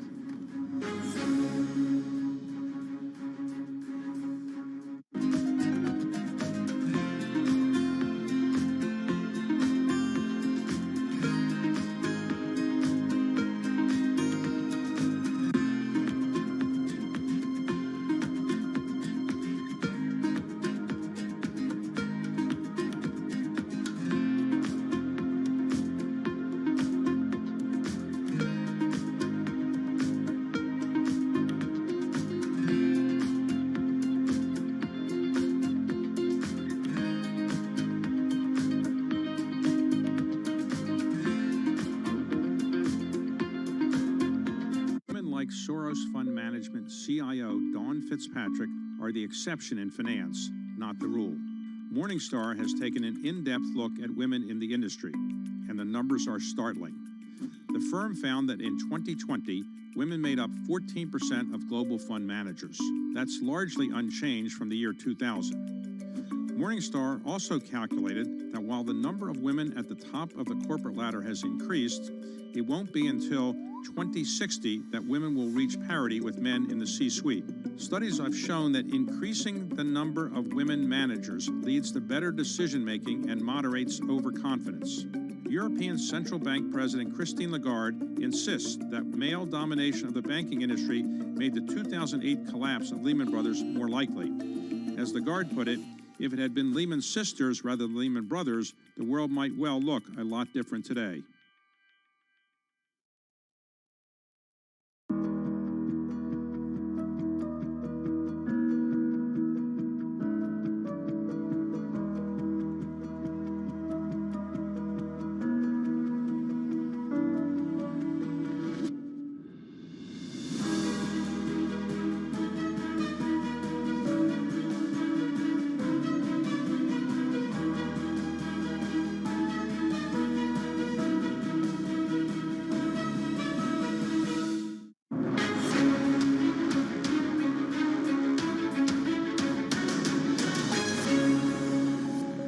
Putin is using hunger as a weapon.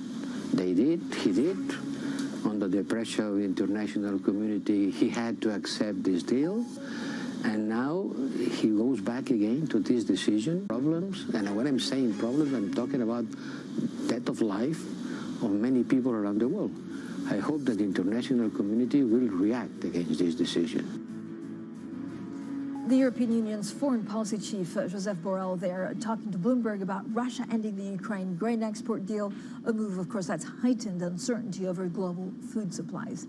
Now, Argentinian President Alberto Fernandez says that a sharp devaluation of the country's currency would be very damaging. He gave Bloomberg's Maria Tadeo an exclusive interview from the sidelines of the week summit between the EU and leaders of Caribbean and Latin American countries. We believe in abrupt devaluation because we corrected already the value of the currency. But sudden devaluation would be very damaging for the economy. We are working because the truth is that the lack of $20 billion have brought a loss of balance in the foreign reserves of Argentina. We are working how we can overcome this problem or we can tolerate this problem. That is the true discussion with the fund. The Argentinian situation has changed not because the Argentina policy was wrong, but because we face a climate catastrophe, that is a drought. And in fact, in the agreement that we signed in its time in Article 11, we included a clause saying that the program could be reviewed for circumstances foreign to the Argentinian policy. The economy would be affected. And there is a second paragraph which is specifically talking about the effects of the climate crisis. So we are operating within the program because it has to be reviewed. When I asked for that clause, I did not do it thinking of the drought, but thinking that we could have a return of the pandemic and that could condition us. But if you consider that last year we surpassed all the objectives that we had fixed with the fund, if we didn't have this problem, we would have continued to meet the program. So you agree that is fair, that the fund provides the additional money. And as for the devaluation, you do not want to devalue the currency. An abrupt devaluation would be a problem for Argentina. And we hope that this year the Argentinians have to vote. What do you expect in terms of the election? And when you look at the past, what is the legacy that you want to leave? I believe I have been a president who has been very open, absolutely democratic and very careful about the institutions.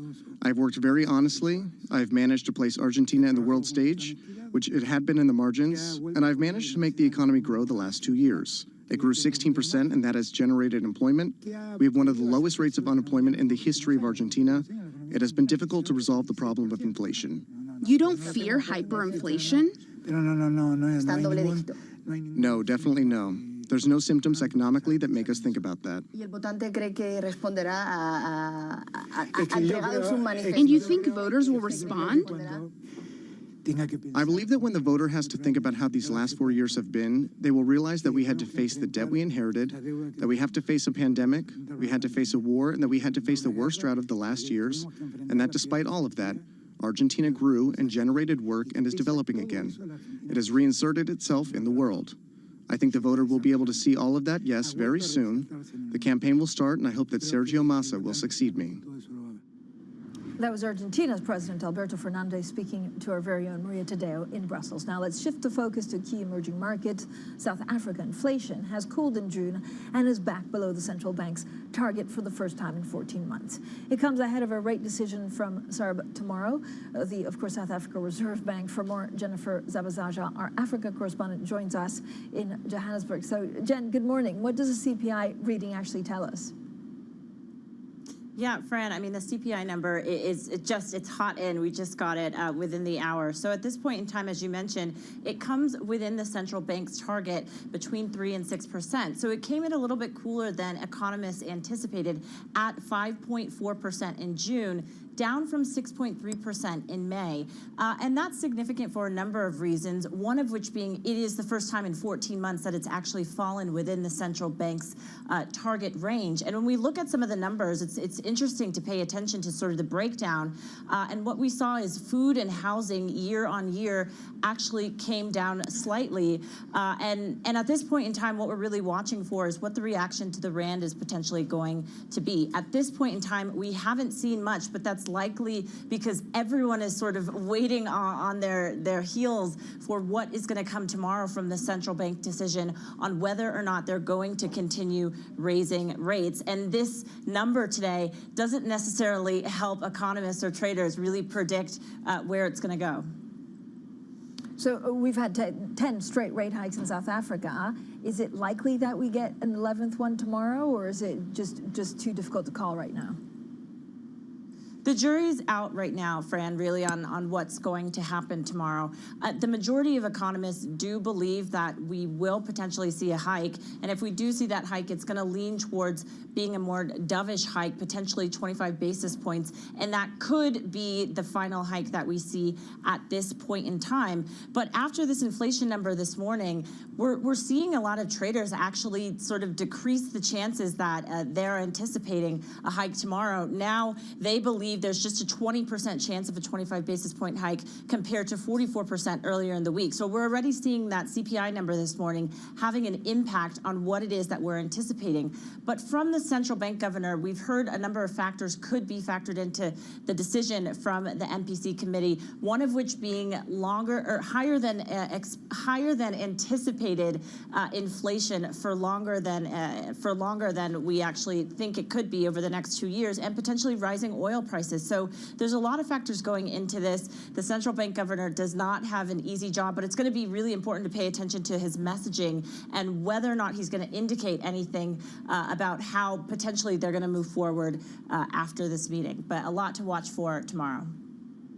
Yeah, absolutely, Jen. Thank you so much. Jennifer Zabazaja, they're our Africa correspondent in Johannesburg. Now, coming up, the Greek Prime Minister on his plans to legalize gay marriage. More from our interview with Kyriakos Mitsotakis coming up. This is Bloomberg.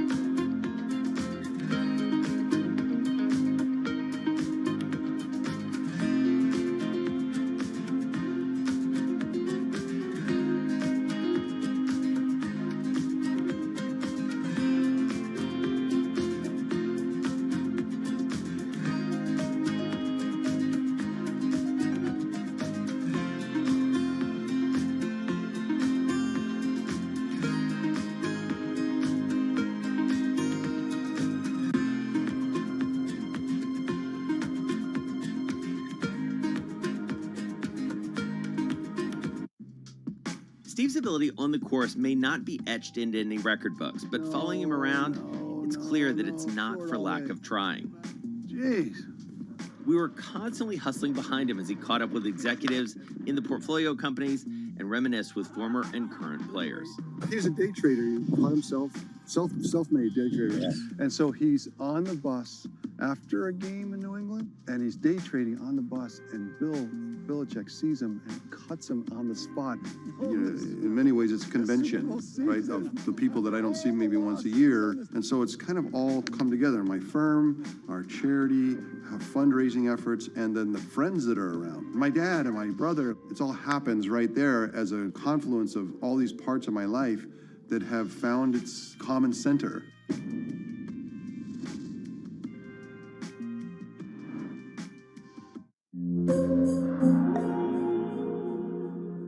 The names that move markets are on Bloomberg. China has seen slower growth than they expected. Many countries do depend on strong Chinese growth to promote growth in their own economies. For the United States, growth is slowed, but our labor market continues to be quite strong. I don't expect a recession. I think we're in a good path. Nobody covers business like Bloomberg, your global business authority.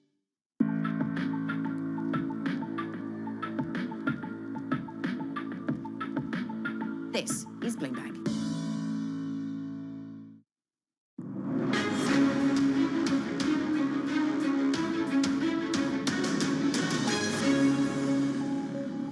The conversations that matter, the insights you need. This is a pulse. I'm Francine Lacqua here in London. Now, the Greek Prime Minister, Kyriakos Mitsotakis, says that he plans to legalize gay marriage in what would be the most significant of a series of pro-LGBTQ reforms put in place by the Prime Minister. Well, Mitsotakis sat down with me for his first interview since being re-elected last month.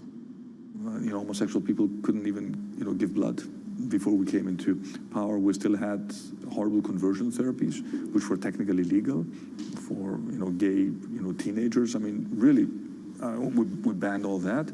And we will continue to implement our strategy. It's a long-term project, but, I think Greek society is much more ready and much more mature. It's interesting that all these initiatives have been launched by a center-right government and not by the previous government, which theoretically, again, belonged to the left. And I think this is also a testimony to the fact that we are a truly progressive government. Will you only reach, true equality when you have same-sex marriage? It will happen at some point. It is part of our, it is part of our strategy. It is a work in, in progress. We have civil union already, and at some point, this strategy will come to its end. Yeah.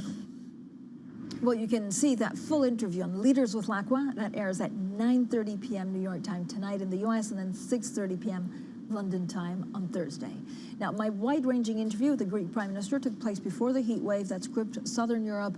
Fires have broken out across many parts of southern Europe as another blast of heat from the Sahara envelops the Mediterranean. Well, temperatures in Greece are set to climb towards 44 degrees centigrade this week.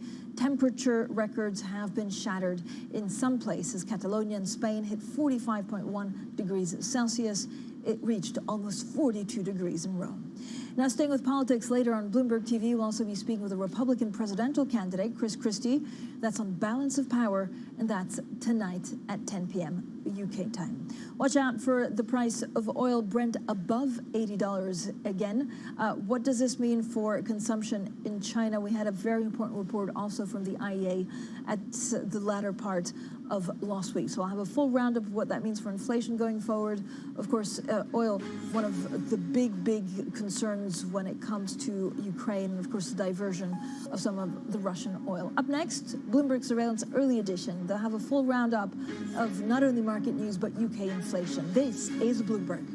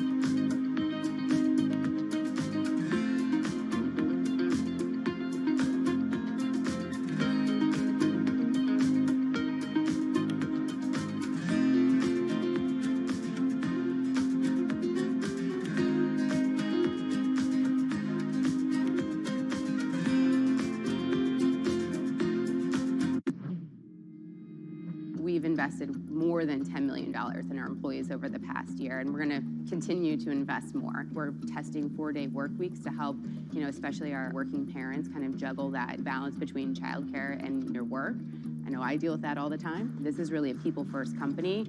Even in an inflationary environment, you're going to see us continue to lead with our people. Do you worry at all about a price wage spiral, not just here, but in the industry, in the economy? Yes, and I think that, this is something that, many business leaders are focused on, and, time will tell kind of how all of this lands. I think the wage price spiral continues for quite some time, and I think we probably have been a lot less aggressive than we can be, and than many other companies have been. In terms of raising prices? Yes, we've taken our time. If you look at the 20-year history of pricing in this company, we've taken about 2% a year on average. We've never taken what we could. We've always taken what we should. We have to pay people more. We have been, and will continue to do so. We'll take a little bit of a margin compression on that, as we've had to, and I think that's the right thing, so that for the long term, Shake Shack continues to be what we're building, which is the next generation's burger joint.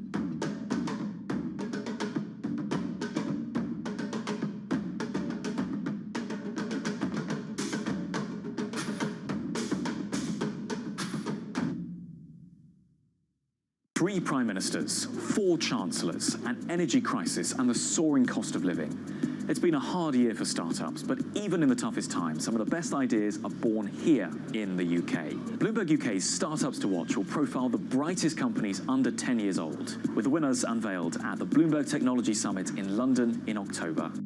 Get your entry in by the 7th of August for the chance to have your company profiled and to attend unique networking events. Good luck, and we hope to see you there.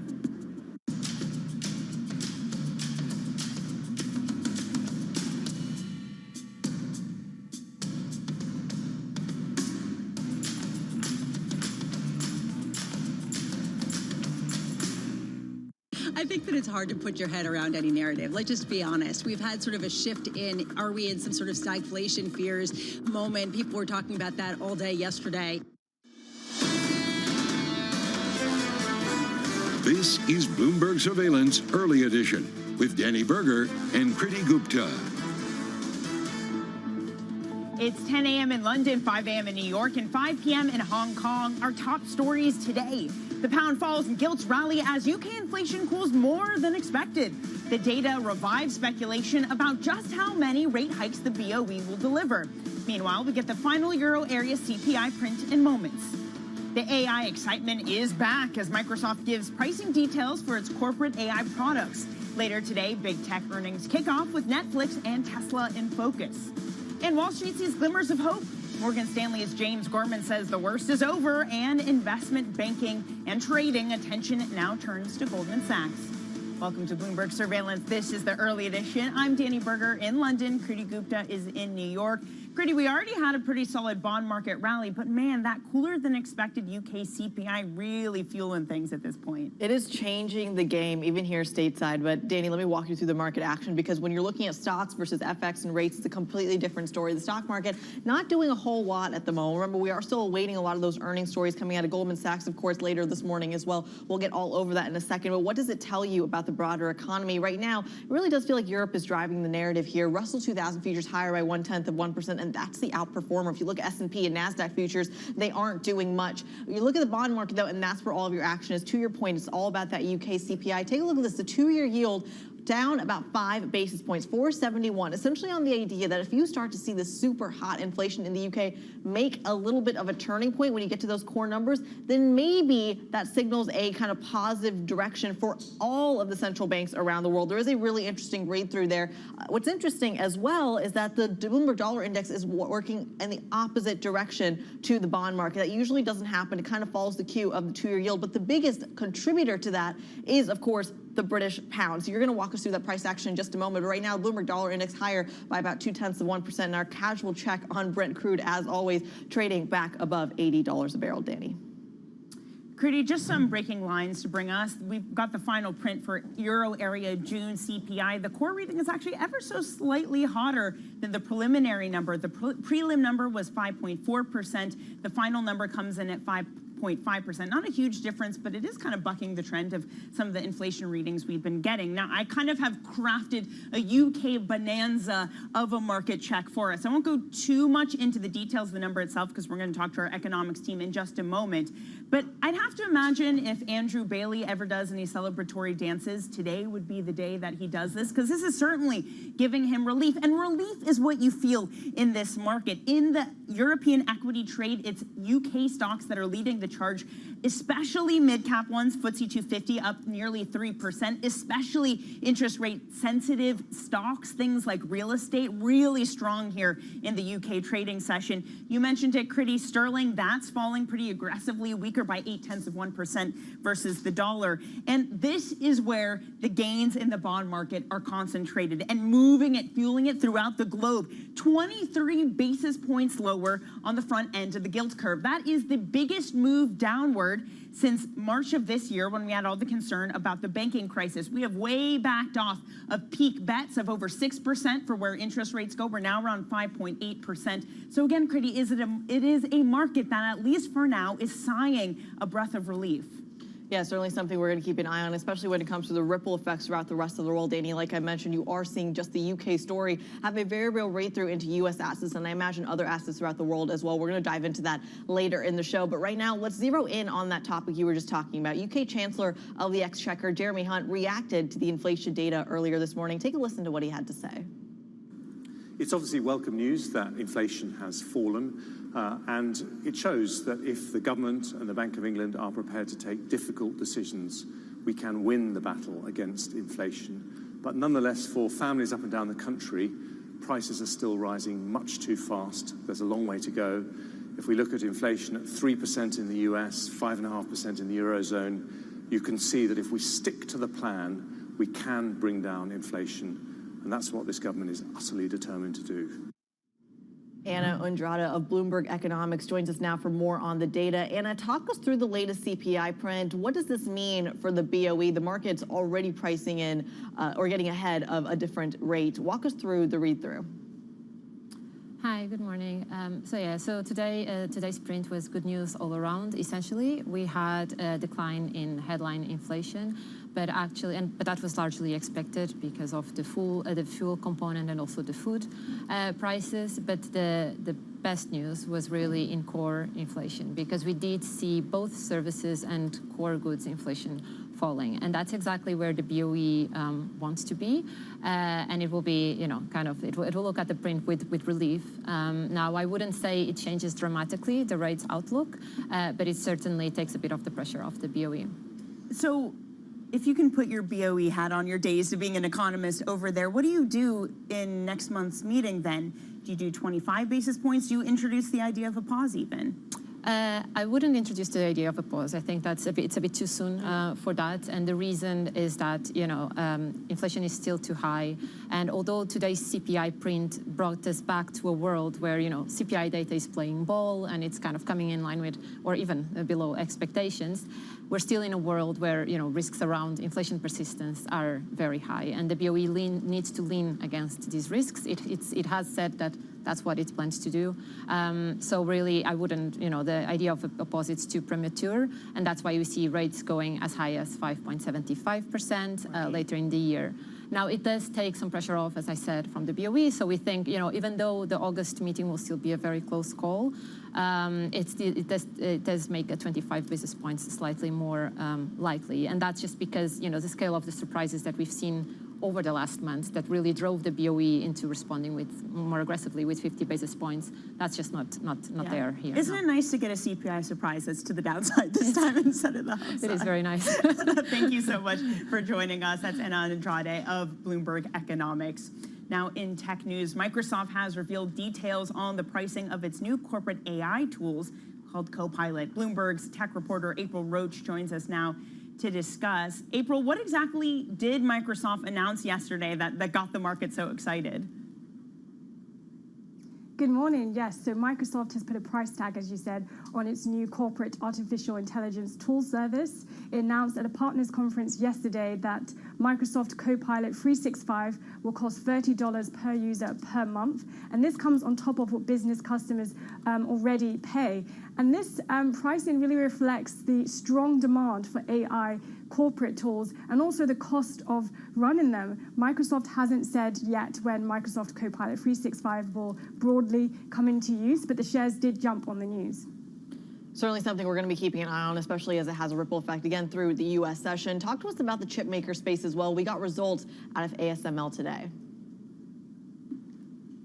Yes, so ASML's orders grew in the second quarter, beating analyst expectations. And overall demand is still exceeding capacity for the firm. It currently has a strong backlog of 38 billion euros. And the company also raised its financial outlook for the year, saying that it now sees sales growth towards 30% compared to last year. However, the company did flag in its earnings report that customers across various market segments are currently more cautious due to uncertainties, and that the shape of the chip recovery slope is still unclear. And it's interesting to know that ASML recently said it actually plans to slow hiring due to that weakness in the chip sector and also following a massive recruitment drive last year. Bloomberg's April Roche joining us from Amsterdam, all over those tech stories. And she's talking a little bit about caution in the tech space, maybe not so much caution in the banking space. Morgan Stanley CEO James Gorman says the worst may be over for the industry's downturn in trading and investment banking. Gorman spoke with Bloomberg's Sonali Basak after reporting results yesterday. I do believe it's bottomed. Every CEO I'm talking to has tilted to a more forward-looking posture.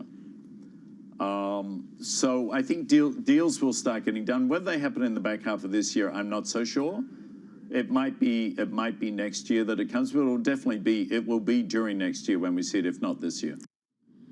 Gorman's comments coming as we get news that Morgan Stanley plans to move more than 200 tech developers out of China. For more on this, Sonali Basak joins us now right here on set. Talk to us about the significance, but everything we heard from Morgan Stanley. Yeah, listen, the optimism behind James Gorman's comments there helped drive Morgan Stanley's stock price up pretty significantly, the most that we've seen them jump since 2020 in a single day. So you have Morgan Stanley now among the big six banks actually trading at the richest valuation on a price-to-book basis, even more valuable than JP Morgan. And part of this is because some of the businesses under pressure here are starting to come back. That is underwriting, which is a forward indicator for potentially more mergers and acquisitions.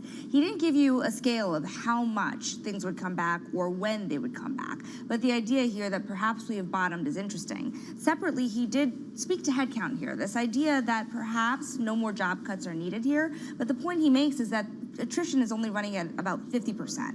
And so if that is the case, then adding many more people is probably not the case in time for Morgan Stanley. Headcount has swollen a lot over the last couple of years, but again, we're watching costs across all of these banks. They're clearly thinking about it as well. Fees have been under pressure, but at least perhaps we've seen the worst. Sonali, from what you heard from Gorman and really from all the banks, does it change at all what we're expecting from Goldman before the bell today? Goldman set expectations pretty significantly here, Danny, particularly that trading would be down about 25%. With that said, there are a lot of questions about whether they feel the same way as Morgan Stanley. Have things bottomed? And if they have bottomed, what does normal look like? Not just for investment banking, but also for trading, particularly investment banking, Danny. Remember, Goldman is much larger than Morgan Stanley in the advisory business, and that has taken the longest to come back. So whatever they say in that arena will be really important for the job story on Wall Street, as well as for Goldman's core businesses, let alone what they have to say about what they're going to do about the consumer business moving forward. Yeah, a lot of threads to keep track of. Sonali, thank you so much. Bloomberg's Sonali Basak there. Now, coming up, a softer than expected inflation data point spurs a global bond market rally. We're going to get more on that next. And what does it mean for the next round of central bank rate decisions? It's about to be a busy week, and we're going to catch up with Investec's Sandra Horsfield later this hour. Plus, shares of Netflix getting a big boost in more than 7 weeks, just ahead of earnings. More on that still ahead. This is Bloomberg.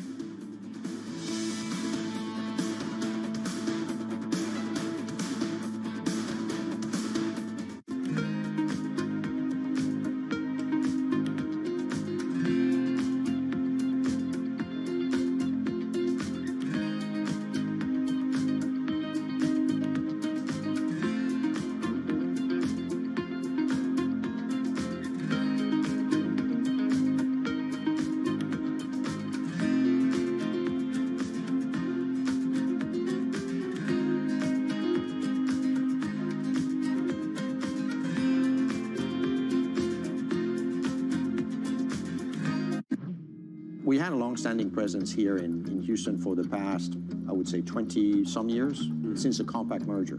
We bought a piece of land, we started building this building.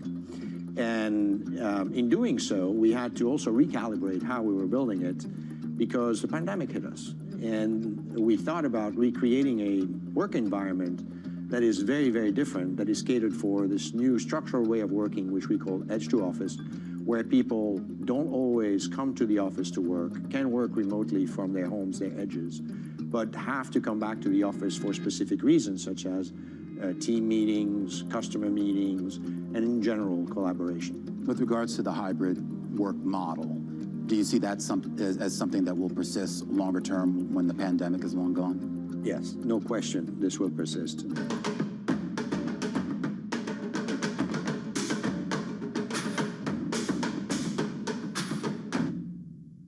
The names that move markets are on Bloomberg. China has seen slower growth than they expected. Many countries do depend on strong Chinese growth to promote growth in their own economies. For the United States, growth is slowed, but our labor market continues to be quite strong. I don't expect a recession. I think we're in a good path. Nobody covers business like Bloomberg, your global business authority.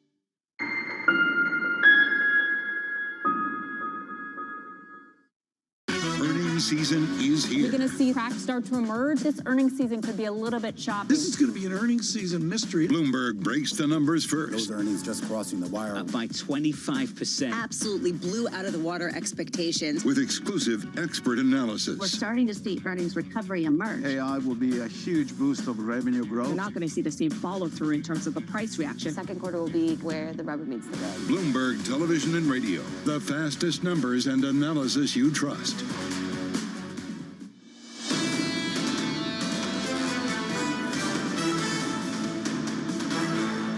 This is Bloomberg Surveillance Early Edition. I'm Kriti Gupta in New York with Danny Berger in London. Look, of course, the story is all about inflation, but today we got some new numbers coming out of the UK. Now, this has been an especially important sticking point when we look at the global inflationary dynamic, because even though U.S. inflation is kind of decelerating, European inflation is heading in that direction, perhaps not by the same margin as what you're seeing stateside. The UK's inflation story has been extra sticky, and you can really see that in this chart. For our radio audience, stick with me. Basically, you're just seeing a line of headline inflation going up, up, up, and really peaking, and I want to say the fall of last year. Now, it has been coming down. When you look at the core numbers, that has not been the case until today. And now it looks like the bond market especially is pricing in that inflation is in the rearview mirror for one of the stickiest inflationary economies that we're seeing. What does that then mean for the tone that it's setting for the bond market around the world? Let's bring in a true expert. Bloomberg's Valerie Teitel joins us. Valerie, let me put that question to you. What tone does it set for the bond market? I think this global bond rally is going to extend further. I don't really see much in its way now. And to add to that, Kriti, I think we are quite vulnerable to that first real soft economic print out of the U.S., whether that's a payroll print or the GDP print next week. We are real vulnerable to seeing a decent bull steepening move that we've all waited for, and I think it just might finally come. We've had so much narrative recently about positivity about the economic outlook when it comes to the U.S. that I think it's almost reached a peak, and the next trade is going to be pricing in maybe a bit more of a hard landing as soon as we get a soft print. I think the market is very, very vulnerable for this bond rally to go further. That's such a good point, because the narrative has just continued to build of everything is great. It's immaculate disinflation. What do you make then, given all of this, that we had those retail numbers come in, the control group hotter than expected, stronger than expected, and the market is kind of ignoring it? Yeah, no, look, that print was important yesterday, Danny, especially because that specific retail sales control group feeds almost directly into GDP. And next week, we get the first print of the second quarter GDP out of the U.S. So it does bode well for a good GDP print, but the market did basically almost ignore it yesterday. We did still continue with this bond rally. And look, again, the global situation is seeming even better. Inflation maybe in the rearview mirror. And it's not just the UK who's seeing terminal rate expectations fall. You know, they really took a hit in the US, last week. And then don't forget, we have the ECB next week, and we had one of the most vocal hawks out yesterday who didn't want to talk about a hike past September. So look, I think that, you know, those situations where we come in the morning and the two-year yields are 20 basis points higher, I think those are over for now, and I think this bond rally is going to continue. Valerie, what changes that, though? What puts that dynamic on its head? The U.S. economy staying stronger than we expected for longer. You know, it surprised many of us just how well it's held up, especially when it comes to the labor market.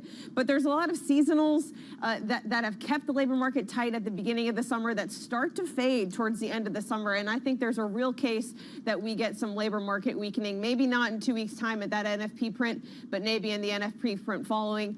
We know that labor market dynamics, at least in the past, once the U.S. labor market starts to weaken, it can weaken quite rapidly. And I think we're just vulnerable to a big shift in the narrative, you know, from a soft landing, from this immaculate disinflation towards a hard landing situation sometime soon. And that's the real thing that makes this situation very hard to trade for any portfolio manager out there is regardless if we get a hard landing in the end, you're going to have to take a swing to a soft landing, you know, at some point on the trajectory on the way there. It's not going to be easy whether we gravitate toward a soft landing or a hard landing, but your book almost has to trade decently whether we get a scare to one side or the other. What a fun summer we're in for, Valerie.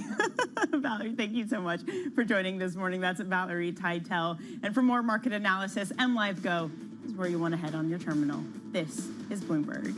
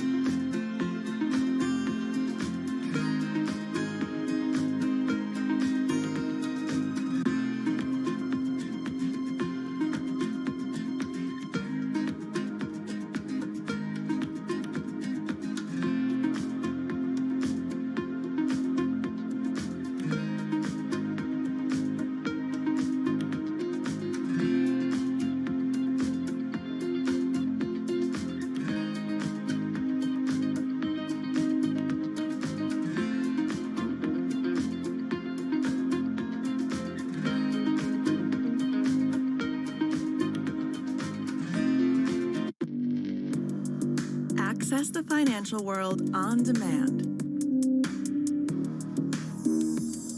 Hear from leading economists, policymakers, and industry experts via live and on-demand webinars, only from Bloomberg. Start exploring to see what's moving the markets. Visit Bloomberg.com/webinars. The top names in climate change are on Bloomberg. I want everybody committed to the kind of action that we need. We have a global emergency now. You know, we're still putting 162 million tons of man-made global warming pollution into the sky every day, using the sky as an open sewer. That's trapping as much extra heat as would be released by 600,000 Hiroshima-class atomic bombs exploding every day. That's what the scientists tell us, and the data shows it. That's crazy. That's why we have a third of Pakistan underwater. That's why we have the historic heat wave in China. Nothing comparable to that ever. That's why the heat records are broken every year. And we're seeing an increase in the flows of climate refugees crossing international borders that are due to vastly expand unless we take action to solve the climate crisis. Nobody covers climate change like Bloomberg, your global business authority. DOJ or other authorities could face bigger challenges next. Fed was going to keep rate while this is a 3. As the economic picture does. The BOK is getting ready to make a decision. From the world of politics to the world of of business. Every weekday at 5 p.m. Eastern Time, hosts Anne-Marie Hordern and Joe Matthew alongside Kaylee Lines deliver news, insight, and analysis live from Bloomberg's Washington headquarters. Get the latest from and about politics' biggest power players at the end of every trading day. Balance of Power, every weekday at 5 p.m. Eastern Time, only on Bloomberg, your global business authority.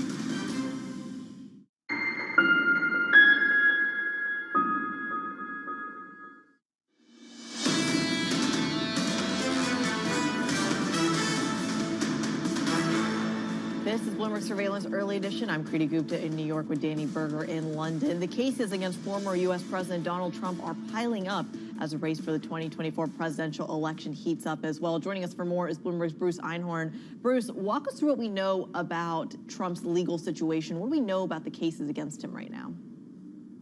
So the latest development is the former president took to his social media website, Truth Social, to say that he on Sunday received a target letter from special counsel Jack Smith. A target letter means that the person who receives it is the target of an investigation. In this case, this is an investigation by the grand jury looking into actions related to the election and efforts to overturn the election on January 6th back in 2021. The fact that he received a target letter does not necessarily mean that he is going to be indicted. However, it's usually a good sign that an indictment is going to follow. Just to put this in context, when the former president was indicted related to the documents case in Mar-a-Lago, that was preceded a few days by a target letter. So the expectation is that this target letter means that there is going to be an indictment probably within the next few days. Speaking of Mar-a-Lago, there was a hearing in that case where former President Trump's lawyers made a request to postpone the trials indefinitely. The judge, Judge Aileen Cannon, who was appointed by Trump and issued some rulings that were sympathetic to him last year, pushed back against that, showed some skepticism about having an indefinite delay of the trial. She also expressed concern about the prosecution's timetable. Jack Smith's office wants the trial to start in December. The judge asked whether that was realistic given the number of classified documents in the case. We're not Bruce, sure when there will be a ruling on that. I want to jump in because to that point, I mean, this is a really busy legal schedule for Trump, isn't it, at a time when the former president is also in the middle of campaigning? You're right, and the argument that his lawyers make is that it's unreasonable, unfair to have him face trial while he's campaigning for president. But there is also the problem that he does face a whole lot of other cases. So there's in New York State has a fraud case against the Trump Organization that's scheduled to start in October. In January, there's the defamation case brought by writer E. Jean Carroll. She already won a first round of that. This is an additional one. There also, there's the hush money payment case in New York. That's in March. And now there may, if there's an indictment from Jack Smith regarding the January 6th events, there could also be a trial in D.C. as well. And there's also potentially a trial in Georgia because there may be an indictment coming down there from the district attorney in Fulton County looking into the former president's efforts to overturn the election there. So a lot of cases that the former president is facing. As you laid out there, Bruce, definitely a long list. Busy, certainly someone who's, again, campaigning, I'm sure does not want to deal with. Bruce Einhorn there on the latest on Trump. Now at 5 p.m. Eastern time, we're going to be hearing from Republican presidential candidate Chris Christie on the balance of power. 5 p.m. New York time, 10 p.m. if you're here in London, so stay tuned for that. Coming up next, we're going to get back to this market story as the bond market rally continues in full force. Markets back off of an over 6% pricing of BOE expectations. This is Bloomberg.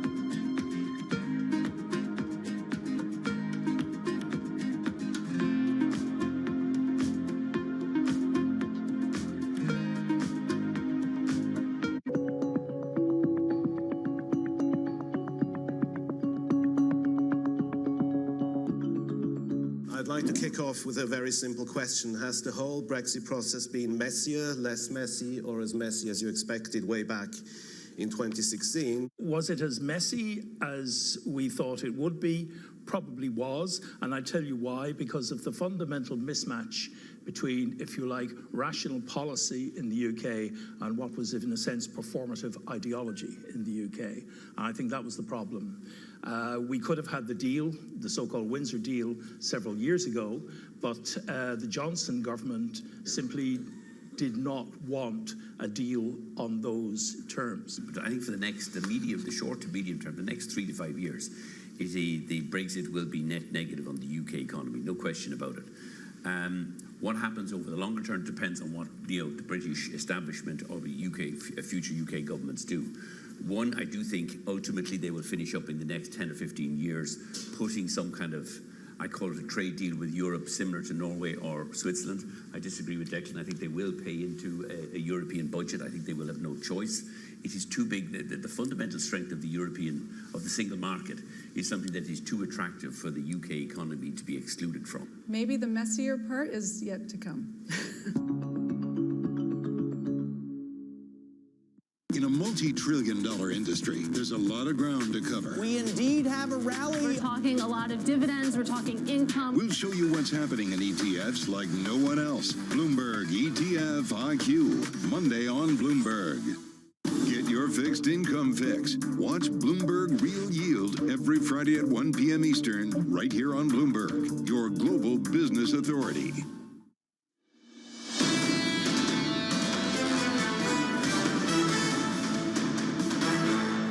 This is Bloomberg Surveillance Early Edition. Here's what you need to know. The pound falls and gilts rally as UK inflation cools more than expected. The data revives speculation about how many more rate hikes the BOE will deliver. Meanwhile, euro area core inflation accelerated more than initially estimated in June, cementing the ECB hike that's widely expected next week.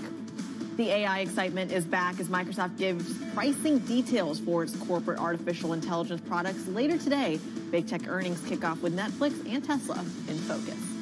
And Wall Street sees glimmers of hope. Morgan Stanley's James Gorman says the worst is over for trading and investment banking. Attention now turns to Goldman Sachs.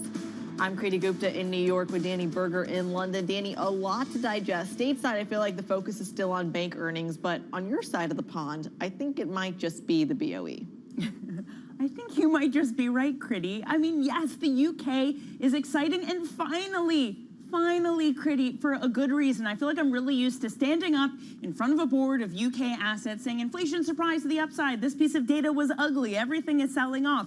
That's not the case today. Inflation came in lower than expected. The past 4 readings it came in higher than expected. What a treat to get a surprise to the downside. So this market is rethinking things. For one, in the equity market, we are sending mid-cap stocks much higher in the UK. FTSE 250 up nearly 3%. A lot of the interest rate sensitive real estate type companies are what's leading this charge. The bond market, again, this feeling of relief. We're down now about 22 basis points on the front end of the curve. The biggest drop down since March when we had the banking crisis. So now it's for a good reason that we're backing off of interest rate hikes. Kriti, the only one that I'm not really excited about on this board is a weaker sterling. We're now back below 130, down about 0.6%, because I got a wedding to pay for in euros, and I'm getting I'm earning in pounds. So I don't really necessarily like this picture, but you know, for the UK, it is good, Kriti. Yeah, and having a very real read-through into the U.S. story. And I got to say, I mean, I'm living the single life and things are equally expensive, Danny. I'm gonna play my single card here. Russell 2000 futures playing a little bit of a different tune. We're going to circle back to that dynamic we were just talking about. But when you look at the stock market, it really is all about the earnings picture. The idea here that you have Goldman Sachs reporting this morning, Netflix reporting after the bell, and of course Tesla tomorrow as well. So the focus is really shifting to the heavyweights and essentially what big names are telling you about what the underlying economy actually looks like outside of the eco data. We do need that corporate lens, but this kind of dynamic that Danny was talking about, having a very real read-through into the U.S. bond story, especially when you look at the front end of the curve. 472, we'll call it, on the 2-year yield, down about 5 basis points already, 30 minutes into the U.S. pre-market session. This is significant because it tells you that the stickiest part of the world when it comes to inflation, if that's turning over a new leaf, what does that mean for the Federal Reserve specifically? Because, of course, they are going to be looking at the outside factors as well. Traditionally, that means the dollar would follow, but but because of the dynamic Danny just talked about with the cable rate, you are seeing the dollar a bit stronger, higher by 0.2%. Again, not following interest rate differentials today, instead following, or really a function, I should say, of the story you're seeing in Europe. And as we talk about Europe and inflation, recession always comes to mind. Brent crude is our check on that today. A little bit more optimism, trading at about $80 a barrel, Danny.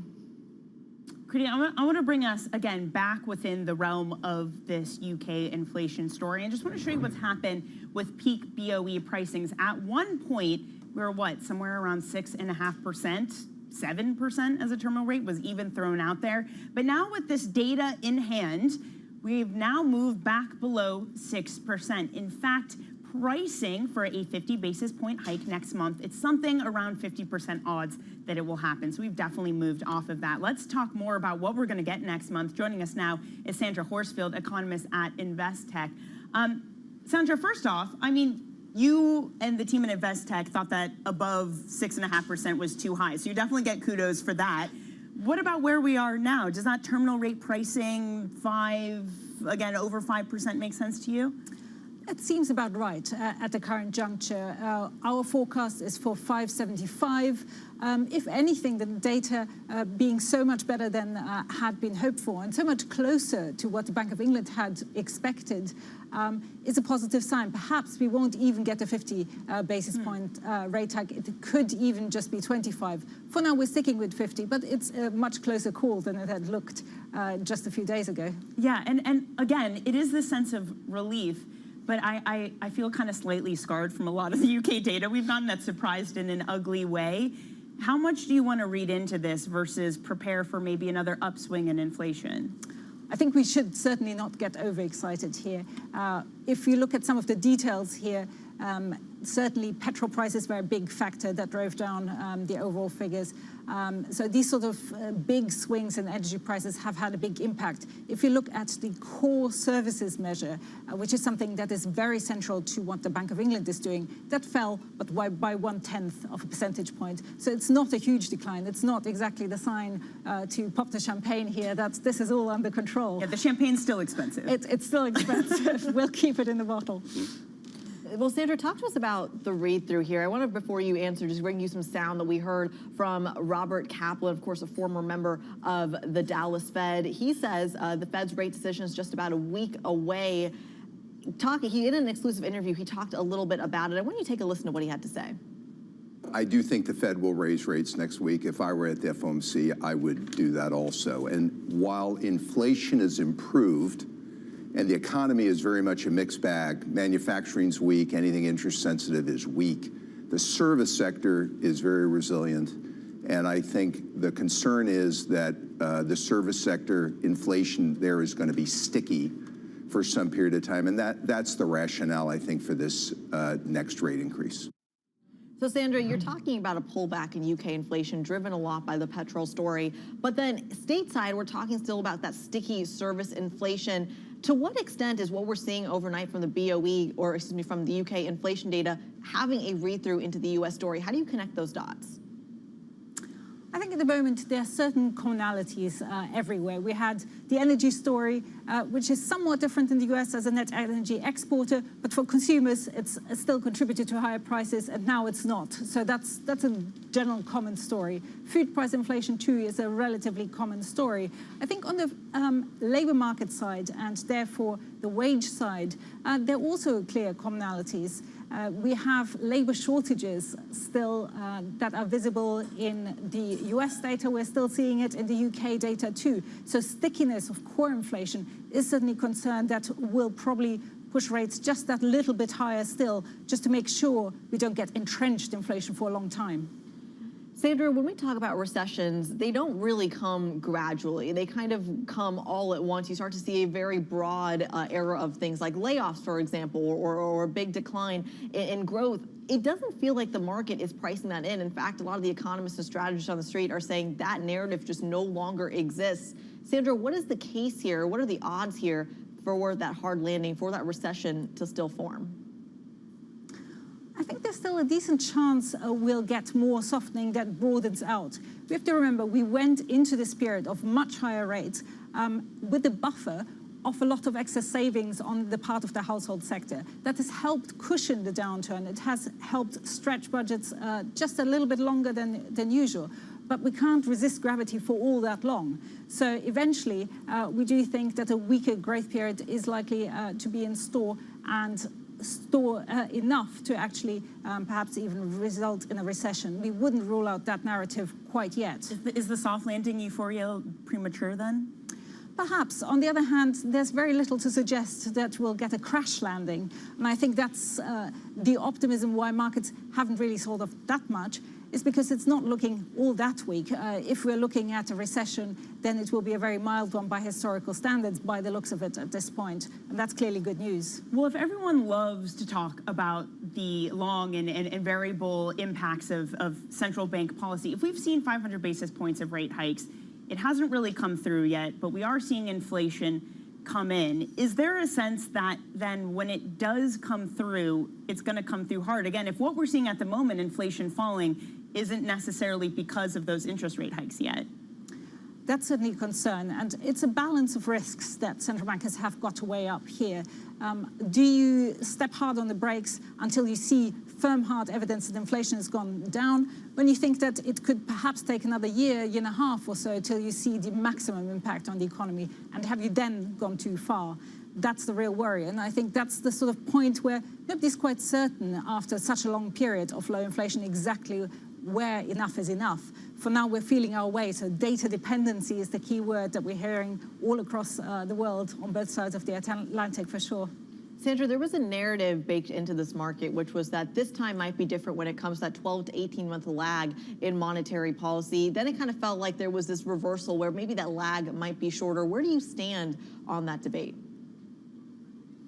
I think at the moment, the sort of slightly longer than usual side still seems sensible.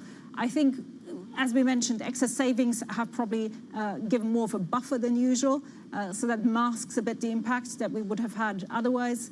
We also have many more households, certainly in the UK, that are now using fixed rate mortgages rather than variable rate mortgages. So the sort of transmission mechanism that you would see on the housing market is delayed in the case of the UK, because it simply takes us to get to the point where households actually reset their mortgage rates to feel the pain. So all of this probably does add up to a somewhat slower pass-through than beforehand. Just how slow is, of course, very difficult to gauge with any degree of certainty. Sandra, are we still paying attention to the effects of quantitative tightening, or is that something that's kind of in the rearview mirror? I think it's probably a more important factor than is generally acknowledged. The impacts of quantitative tightening might not be on the short end of the curve so much, but more on the long end of the curve. So longer-term borrowing costs are affected by this. And of course, longer-term borrowing is something that very much features in the investment decisions that are taken for things such as real estate, for companies when they make longer-term investments. So it's not just the short-term rates that matter. And so quantitative tightening there is something that is going to depress activity in its own right, as well as what's happening in terms of short-term policy rates. Yeah, Sandra Horsfield over at Investec, thank you as always for joining the program. So a little bit more optimism from the economy, a little bit more optimism perhaps in the media space as well. Netflix shares rising the most in over 7 weeks as the company gears up to release its second quarter earnings. That coming up next. This is Bloomberg.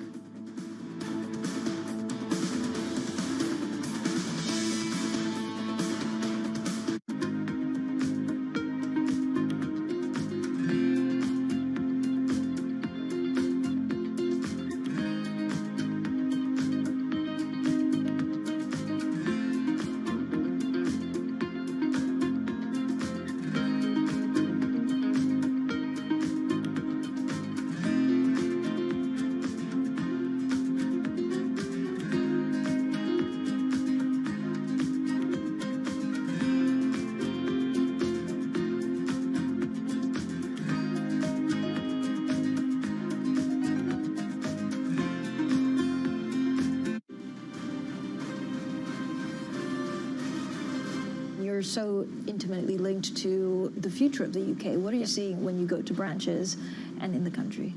Yeah, we're seeing a lot of anxiety at the moment. I think the recovery from the pandemic has been and is continuing to be very strong. So I think we're seeing the economy recover. But with rising interest rates, with inflation, those are things that peoples and families and businesses haven't had to deal with for 10 years. So a lot of business owners today haven't had to operate in that environment. So it's causing quite a lot of anxiety, which means for us, because we're up and down the country in branches and offices, we can spend a lot of time talking to businesses and helping them plan and deal with it. But it is, it's very different, and it's not something people have had to operate in for a long time.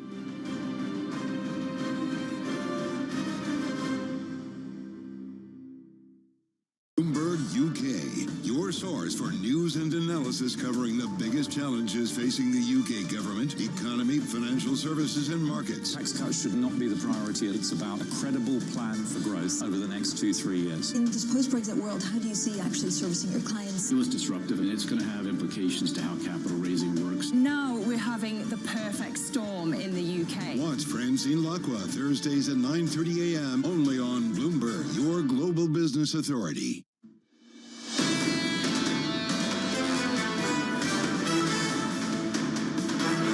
This is Bloomberg Surveillance Early Edition. I'm Kriti Gupta in New York with Danny Berger in London. Earnings season continues, this time in the tech space. Netflix due to report this afternoon. Investors looking closely to see how the company's recent crackdown on password sharing may be impacting the business. The share is already higher by about 1.4% in the pre-market.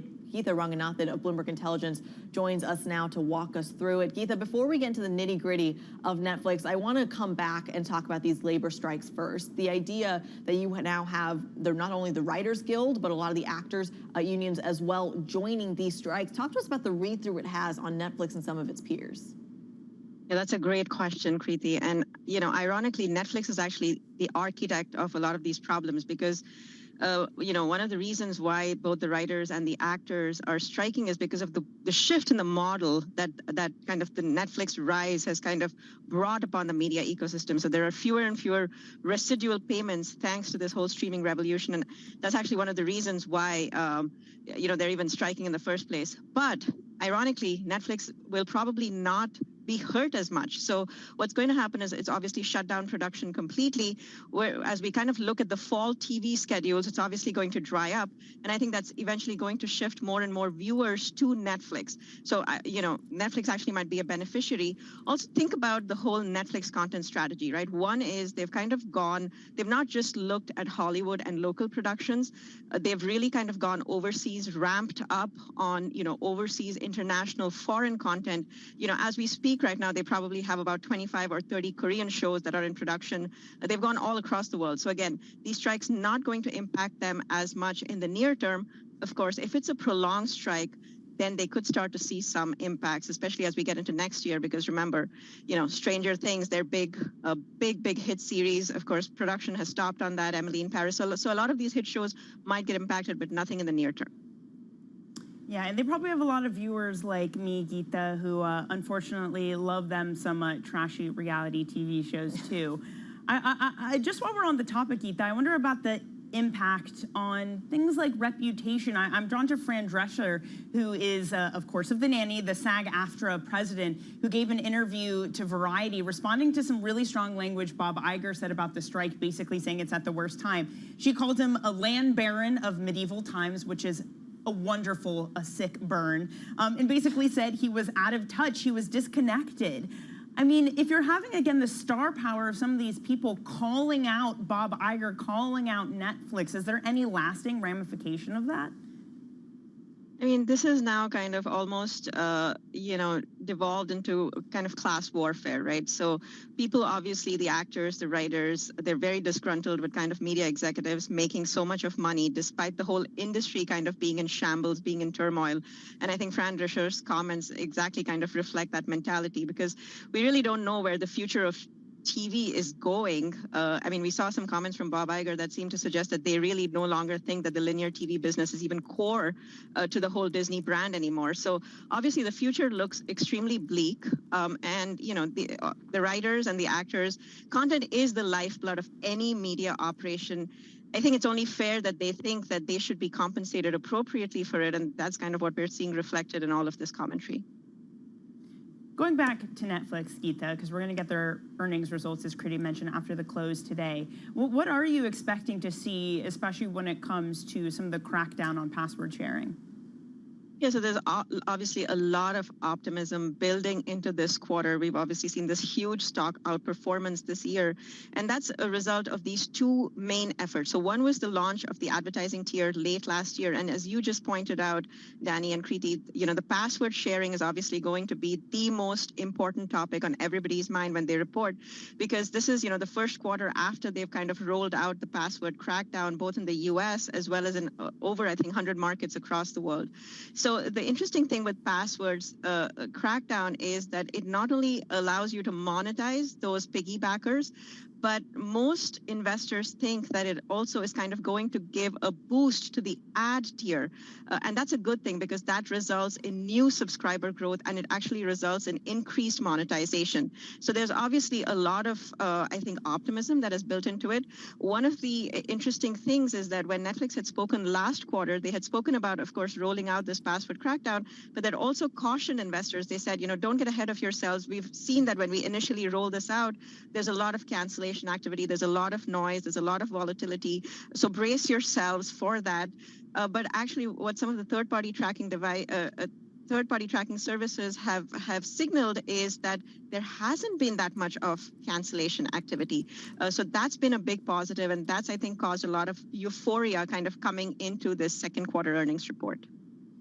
Geeta Ranganathan of Bloomberg Intelligence, we thank you as always walking us through the crucial story in the media space and of course those Netflix earnings. Coming up, a look at some of the market moving events to watch throughout the day. That's next. This is Bloomberg.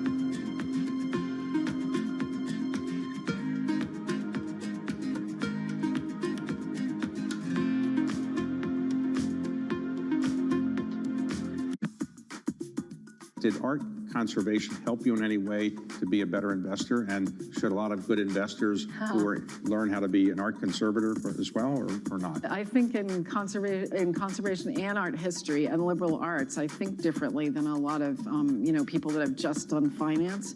And also, I think I mentioned one of the things is to do conservation, you have to really do a lot of work, pre-work, before you actually do a treatment. And so a lot of that pre-work is very similar to what I do in due diligence for investments. Lots of testing, lots of thinking about what could go wrong, lots of research. When I was an art historian, that was in the old days before the internet, but you'd sit in the stacks and you'd pull one thing in a bibliography on this and you'd sort of like a mosaic theory, put all these things together. I feel like I do that in my due diligence.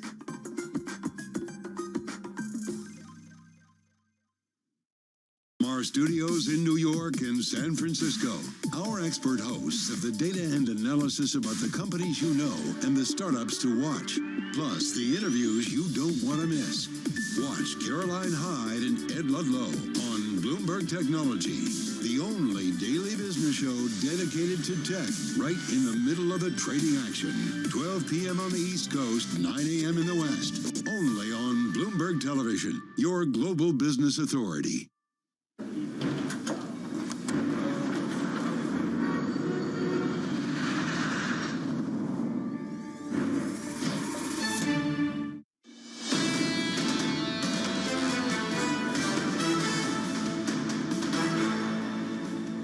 This is Bloomberg Surveillance Early Edition. I'm Danny Berger in London. Kriti Gupta is in New York. Now let's get a look at some of the heads that we are watching out for today. Of course, it is the bank earnings season that rolls on. We're going to get Goldman Sachs and a whole host of regional banks that report their earnings before the U.S. market opens. Then we're going to get some U.S. housing starts data. That will be at 8:30 a.m. Eastern time. The data last time seemed to suggest a bottom. Will be interesting to see what the read-through is on that. Then the Bank of England Deputy Governor Dave Ramsden will speak at 12 p.m. How will he react to that cooler than expected CPI data?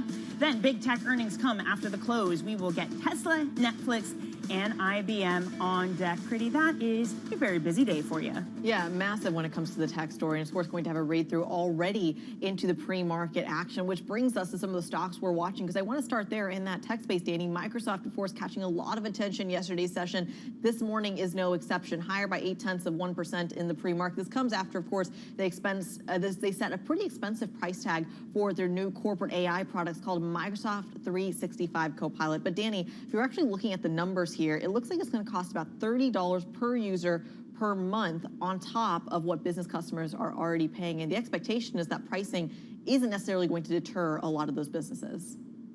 The funny thing about this, Kriti, and you and I were talking about this during the break, is we both kind of realized we have no idea what normal pricing for Microsoft stuff is, because at least for me, I've either been a child or student or employee who's had their Microsoft suite paid for. Kriti, I've Googled it. A Microsoft 365 personal cost is about £60 a year. I think it's something similar in dollars. So £60 a year versus $30 a month per user. Yeah, that's expensive. It is expensive, but also keep in mind that this is a business kind of audience that is really looking out for this. So if you're looking at it per employee, those costs aren't necessarily going to be monitored from an individual perspective. They're going to be paying it as a whole. So I don't know. For you and me, that might be expensive. From a business corporate side, perhaps not as much, which brings us perhaps to the chip story and demand that we're seeing there as well. ASML, for example, posting some pretty positive earnings. They're saying their orders are rising. Of course, as a chip gear giant is defying that sector slowdown. We know there's been a lot of pain in chips broadly, but ASML was higher earlier in the session. Looks like now those ADRs are down to the tune about 1.2%. What's interesting is that the read-through was pretty positive for one of the biggest kind of tech players and semis players in the U.S. AMD, NVIDIA, Qualcomm, all higher. And Qualcomm getting a little bit of an added benefit here, high by about 0.3%, because they said that their Meta's AI product is going to be running on Qualcomm chips. So it's interesting to start to see that divergence. Do the chips story in the U.S. follow the slowdown you're now seeing in ASML shares? There's also a weird regional divergence. The ADRs there are moving lower, but the European stock is up about 0.5%. I'm not really sure why that is. I'm sure someone smarter than me can message me and let me know. The other interesting thing about that, Kriti, on ASML was the CEO saying anything about China when it comes to U.S. regulations is just speculation, and from what they know so far, it's not going to materially impact them. Yeah, the Dutch government story is getting very interesting. It kind of stuck in the middle of its largest customer and, of course, its alliance with the United States, so something we're going to be monitoring quite closely. And Danny, we got to end very quickly with a quick check on Netflix shares. We just had Geetha Ranganathan over from Bloomberg Intelligence join us, and she was saying, look, it's all about that password crackdown. You're already seeing the shares higher by about 1.4% in the pre-market. They're posting its biggest rise in over 7 weeks ahead of earnings. My question is, if they're investing a lot internationally, what does the dollar weakness signal for that company? Yeah, I mean, certainly they'll have some FX hedges, but yeah, I mean, especially when it comes to just overall consumer sentiment. Also, you can add Netflix to the list of things which I'm embarrassed to have never paid for and not actually know the cost for. Well, that's it for us here at Early Edition. Surveillance is up ahead. We'll be speaking with BNP, BlackRock, and Renmac. This is Bloomberg.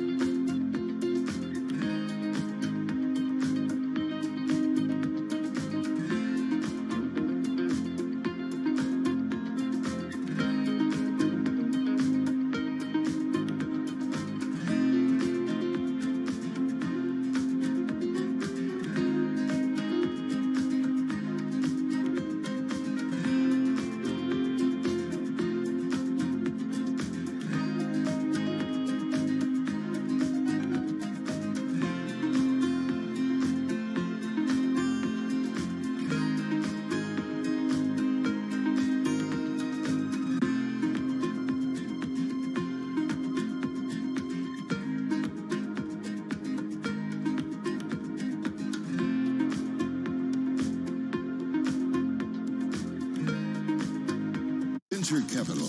It's been volatile. From bank crisis anxiety to AI exuberance, Caroline Hyde and Ed Ludlow chat with the biggest names about the latest tech trends. Is AI going to dominate the earnings narrative for this sector this week? I think we're seeing opportunity and potential platform shift that we haven't seen in a long time. If you're a company today and you're not embracing the changes that are taking place with AI, you're going to be behind. How do you prove to the investor base that you haven't just tacked on AI to make yourself sexy? It's very hard to differentiate if you're not experienced with AI. The startup stories. We think this is a watershed moment for technology. Certain categories are more exciting than others. Right now, obviously, generative AI is a category that is very exciting to startup founders, customers, and venture capitalists as well. So what we are seeing is a new area of opportunities for new founders to come and change the industries that matter. And the real talk on realistic valuations. Some of the best opportunities are sitting right in front of us. How do you discern which ones are good on the marketplace right now? I think founders have woken up to the reality that taking on more money at higher terms doesn't necessarily play to their benefit in the long run. How do you actually invest? Follow the VC money on Bloomberg Technology, the only daily business show dedicated to tech right in the middle of the trading action. 12 p.m. on the East Coast, 9 a.m. in the West, only on Bloomberg Television. BSO Now is your online home for weekly Boston Symphony Orchestra and Boston Pops performances. See new concerts that go behind the scenes, plus acclaimed archival concerts. Visit bso.org/now, where the music plays on. BSO season sponsor, Bank of America.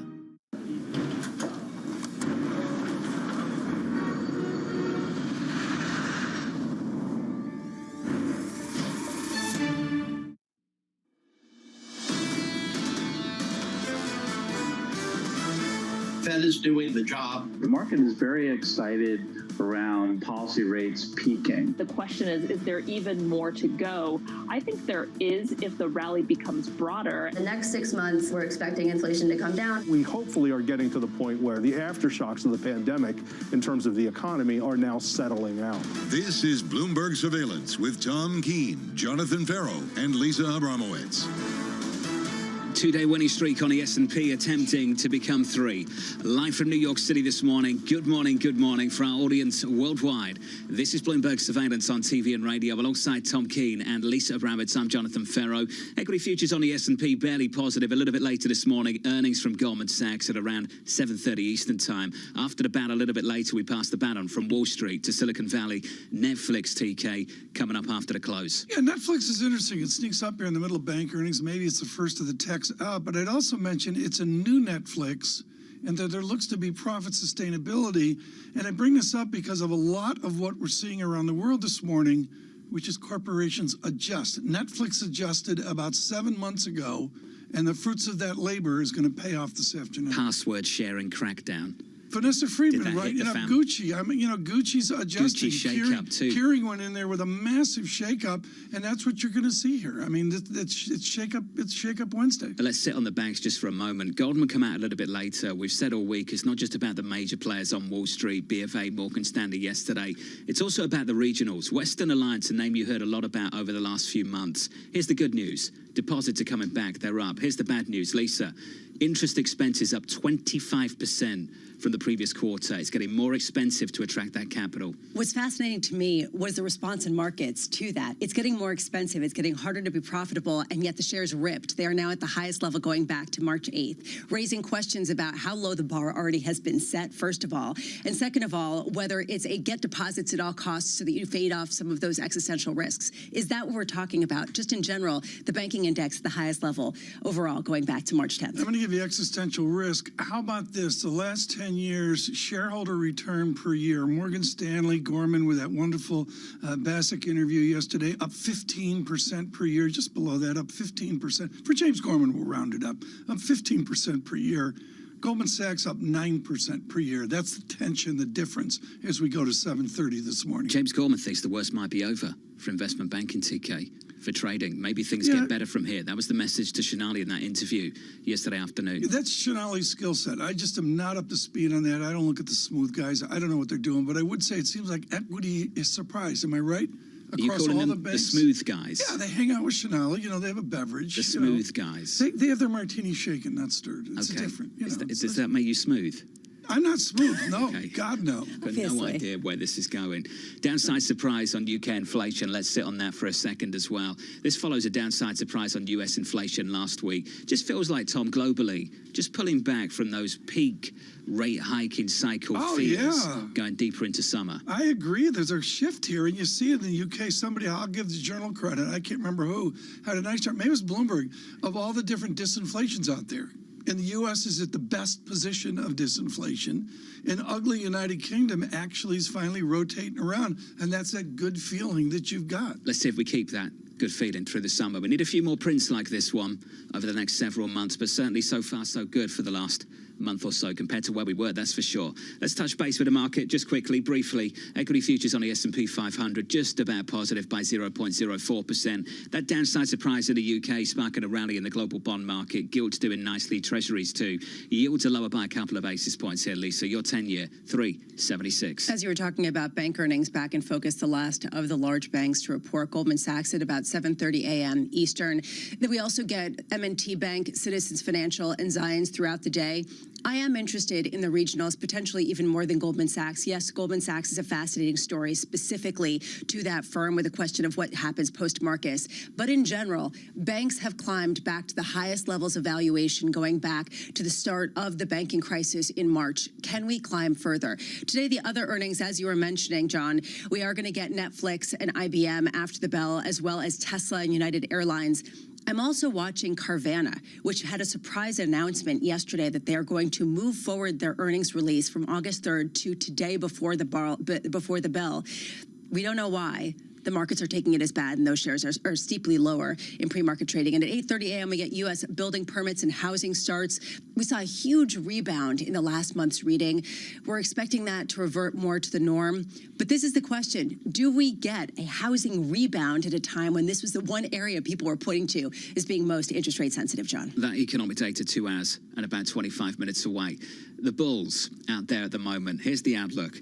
Jonathan Gollop over at Credit Suisse. Yes, thank you. Was in and around 4K year end on the S&P. Here's the price target now, 4,700 on the S&P 500, which, let's face it, a couple of months ago sounded really, really bullish, and now not so much. TK, here's the quote. Our base case is that a recession will be averted, inflation will remain sticky near current levels, and monetary policy will tighten only incrementally. UBS Gollop, Mr. Gollop, G-O-L-U-B.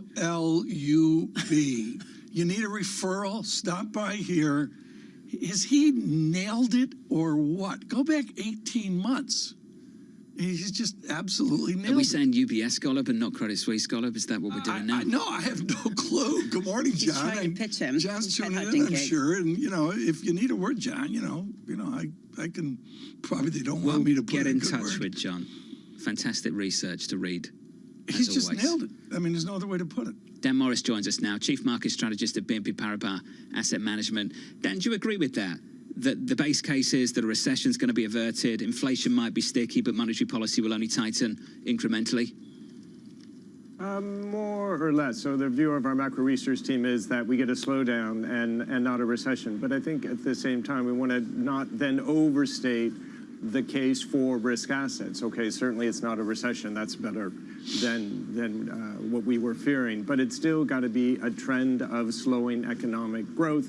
We're going to continue to get on the margin negative economic data over the next few months. So it's at best a modestly benign environment for equities, but not something that for us signals a significant appreciation. And then when we add on top of that valuations, particularly in the U.S., particularly for tech, if anything, we're cautious. We're underweight developed market equities on the concern about the froth you could argue you have in the market right now. And Dan, the hallmark of BNP Paribas, really going back over to your outstanding China coverage, if you've actually nailed GDP back 15 years, a very great caution on the recovery out of the great financial crisis and all that. Your Greg Bottle doing great work and such. Do you link your economics into your investment outlook?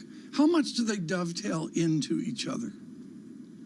Well, I think it's a very good point to make, particularly when we're talking about China. You think how much we arguably obsess about Chinese GDP, and of course it matters. I mean, in the long run, if you do a chart of nominal GDP in equity markets, it's going to be a high correlation. But on a quarter-to-quarter, month-to-month basis, there should be other things that are going to drive corporate profits. And I think when we look to China and we look at consensus earnings expectations for Chinese stocks, whether China gets 5% real growth this quarter or it's for 0.75, I don't think that's going to be the key determining factor if those earnings come through. And if they do, the market should reflect that growth.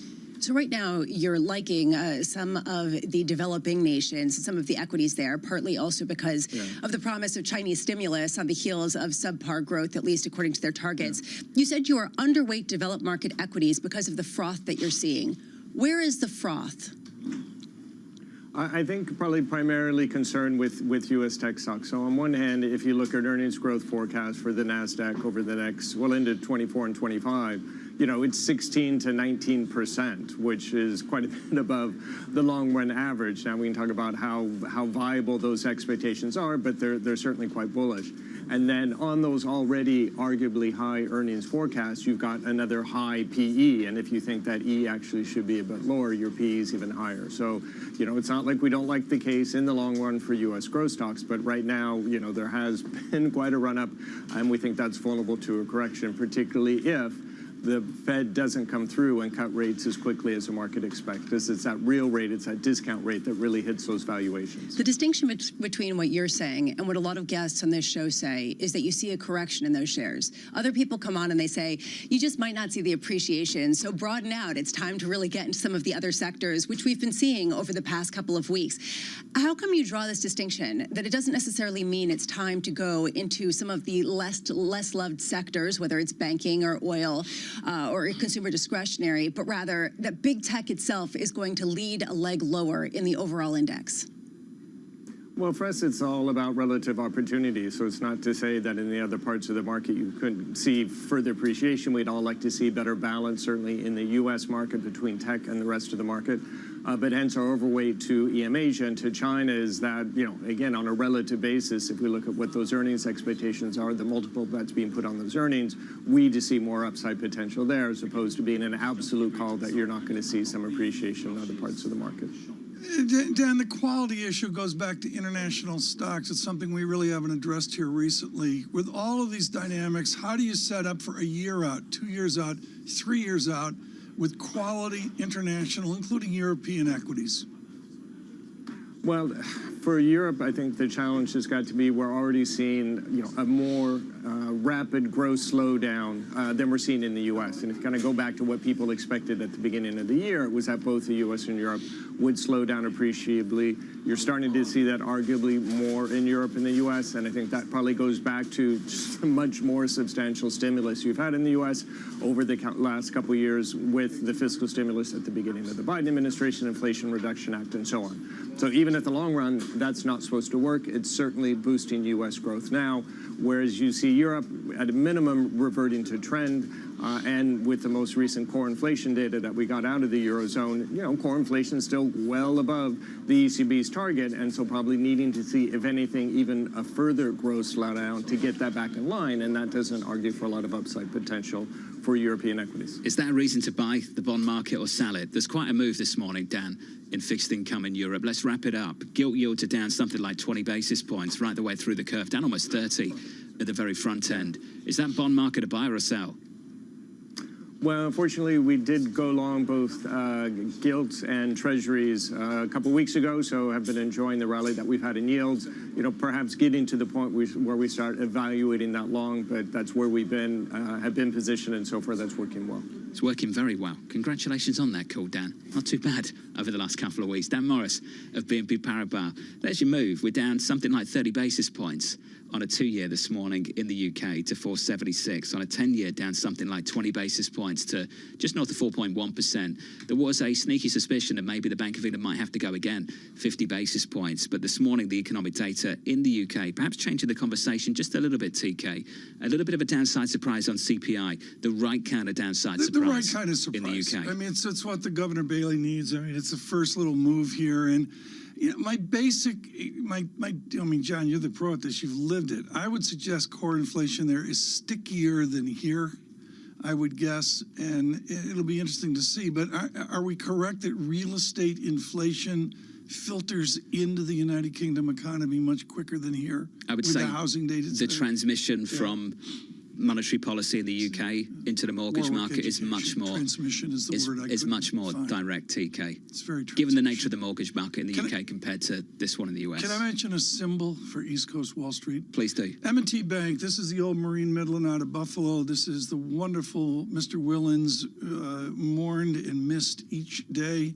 And this is a team that picked up the pieces off the death of Robert Willens. And they are considered one of the definitive small bank operations in America. And they're by no means a small bank. And it's amazing here to see them do 3-4% per year for the last 10 years. And John, Lisa, this is one of the good banks. This is what's so distressing here for me is this is the bank that's put up in business school is this is how you run a bank, and they're barely getting it done. So if you're just joining, M&T did just report earnings, which is the reason why we're hearing about M&T, and they beat expectations in earnings per share. But this really is the key. They beat on deposits. And here to me is the theme. How much do we see deposits at any cost is going to be rewarded at the regional banks? Yeah. Because again, it staves off some of the bigger existential risks. Better news compared to where we were 3 months ago, but it's costing them. That's for sure. Equity's just about positive from New York City. Good morning.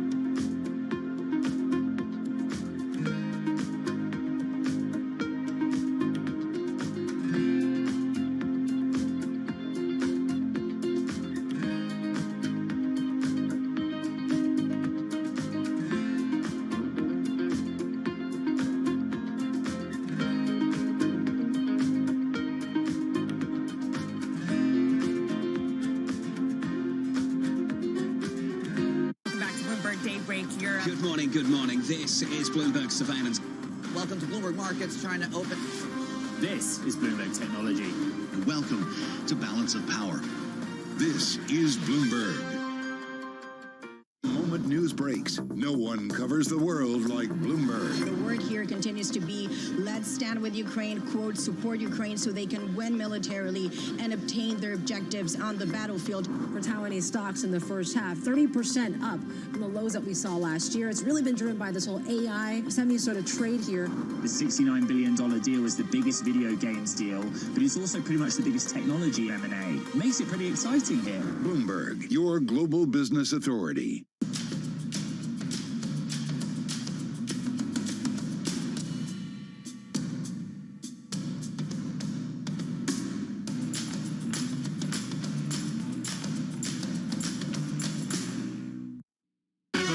Season is here. You're going to see cracks start to emerge. This earnings season could be a little bit choppy. This is going to be an earnings season mystery. Bloomberg breaks the numbers first. Those earnings just crossing the wire. Up by 25%. Absolutely blew out of the water expectations. With exclusive expert analysis. We're starting to see earnings recovery emerge. AI will be a huge boost of revenue growth. You're not going to see the same follow through in terms of the price reaction. Second quarter will be where the rubber meets the road. Bloomberg Television and Radio. The fastest numbers and analysis you trust.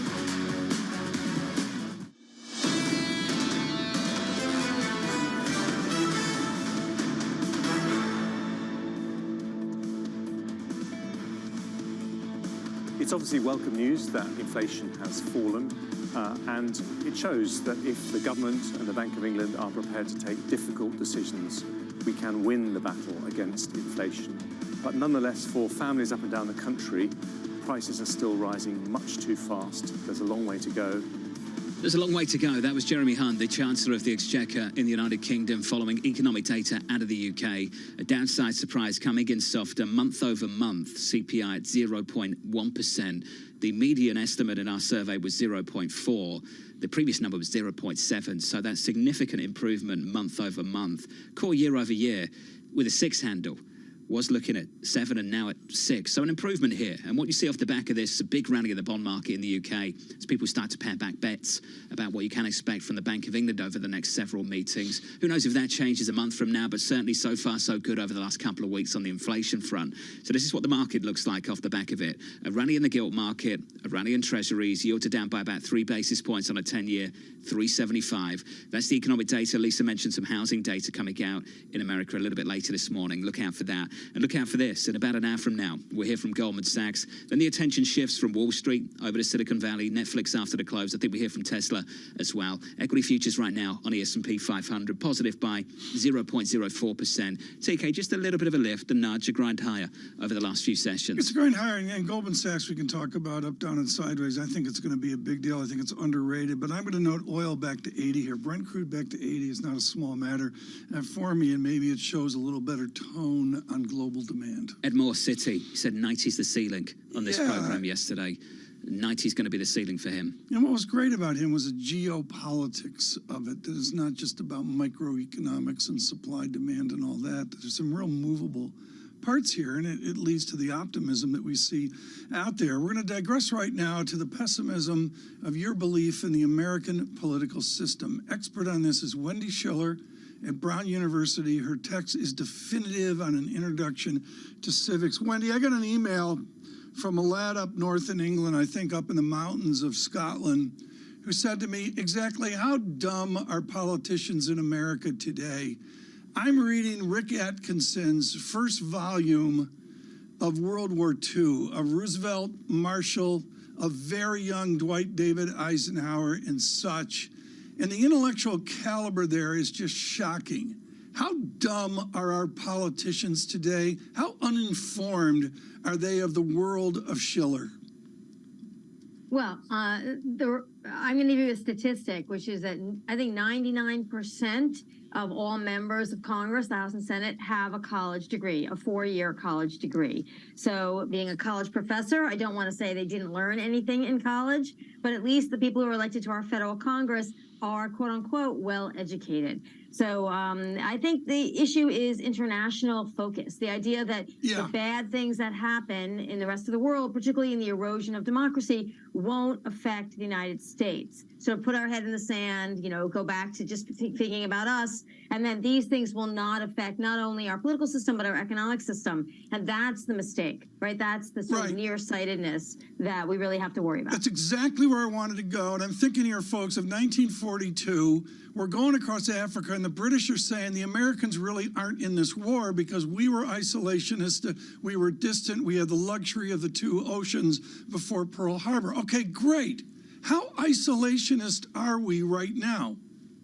But technically, actually, we're not isolationist, right? So we are actively supporting Ukraine. We're giving Ukraine now, we've already given them weapons that, the United Nations and other world organizations say you shouldn't give to anybody, cluster bombs. We're very involved in supporting Ukraine. We have troops all over the world. We are now watching things that are happening like in Israel with the erosion of the judiciary and thinking, here's our democratic partner in the Middle East, and how do we justify support for this country if they start to go much more authoritarian? We're actually quite involved all over the world, but the politics of the United States mean that we don't really talk about it, that Biden doesn't talk about it enough. He has a meeting, obviously, this week with the Israeli president, but nonetheless, it's not politically sellable. In other words, it's not attractive to voters, particularly when voters are worried about inflation and the economy.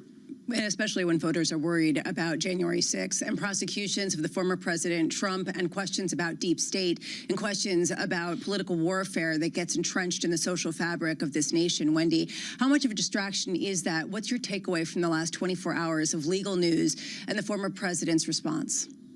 Well, the information about the potential charges doesn't say to me anything about sedition or treason. And those are the things that would keep Donald Trump from being president of the United States. Other charges might actually put him in jail, but we don't really know if that means that he can't actually also serve as president of the United States from jail. I mean, literally, we don't know that. So those charges that are coming down do not look to be the most serious charges that would preclude him from taking office if he won the election. So I think Americans are now looking at the idea of recession. Maybe it's not going to happen. Maybe gas prices are a little bit less. Maybe inflation's coming down. We're looking at inflation coming down. They're looking about the day-to-day and the economy, and they're not yet really focused on 2024. It's the Republican Party that really has to manage the drip of all these very serious investigations that could lead to convictions. And what do you do if your rule of law justice system convicts former President Trump and he has to go to jail? Do the Republicans completely reject our rule of law in that way? That is a very big and probably existential question for the Republicans right now. Wendy, you talked about how most people are focused on what the prices are and how much they're changing at the grocery store and whether or not we're going to go into recession, not necessarily the noise in the political theater behind some of the discussion, the rhetoric around the former president. Are you saying that the media is making more of this than the population is with respect to what the response is to it? Or do you think that there is a resonance, particularly among people who have followed the former president, and that this actually galvanizes them in a more meaningful and politically relevant way? Well, Lisa, this is the sort of big problem for political observers and campaign people, is that the summer before the year of the election, people aren't really paying attention. It doesn't mean that they're not hearing about it and absorbing it, but it's not a priority for them. And the galvanization may happen, but, you know, Trump has a ceiling in the Republican Party. In 2016, he won about 34% of the entire voting population of the primary voters. So it's not as if he's got the majority of the Republican Party lock, stock, and barrel. And that's the problem. The problem is that these charges just focus our attention on Trump, and they don't give any airtime for DeSantis or Asa Hutchinson or Chris Christie or anybody else who's trying to make their way. And that's the big problem for the Republican Party, is that even if you could get a little bit of traction, the attention given to these charges really soaks up all the oxygen in the media world. They'll get a chance next month, August 23rd, on the debate stage. How do you think this is going to play out on the debate stage for the Republicans next month? We don't know if Donald Trump will participate in the debates. You know, if I'm Donald Trump, I don't get on that debate stage, because for the first time, I'll be the target of all the criticism. And even though it's been slightly muted on the campaign trail, on the debate stage, there will be people, if Chris Christie makes the debate, that go straight after Trump. So it's not an advantage to Trump. He doesn't need the visibility. He doesn't really need that to get his core base out the door. So I'm not sure why he participates, except for ego, that he doesn't want there to be a media event with everybody else and not him. But nonetheless, I don't think it's a good strategy for him. So he may not show up. If he doesn't show up, we have to ask ourselves how many people will watch these debates, again, not giving these other candidates the opportunity to get their name out there among Republican voters, but also the voting general public, the general voting public at large. Hey, Wendy, thank you. Wendy Schiller there of Brown University. Just about a month away from that first debate for the Republican primaries. A month away, August 23rd, hosted by Fox News. TK, that is not the first time I've heard that characterization of what the former president should or shouldn't do. A lot of people would say, why take the stage? At the same time, they're thinking, well, maybe ego will take him to the stage in a month from now. We have gone so far beyond normal, whatever anybody's politics. It's absolutely original. And I go to the cumulative nature of this. Like, what is next after whatever happened yesterday? I believe it's Georgia, but it's, to be kind, original, to say the least. Governor Christie coming up a little bit later. That's an interview to watch. Yeah. Banners of Power. 5 p.m. Eastern Time, Bloomberg TV, Bloomberg Radio.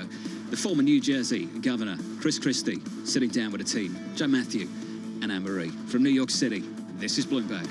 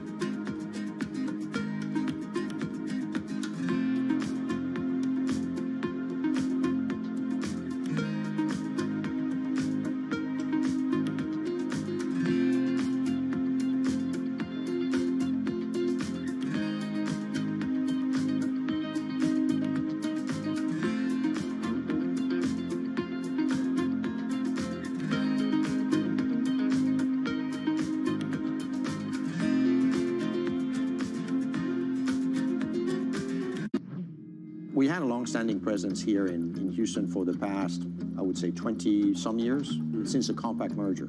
We bought a piece of land, we started building this building.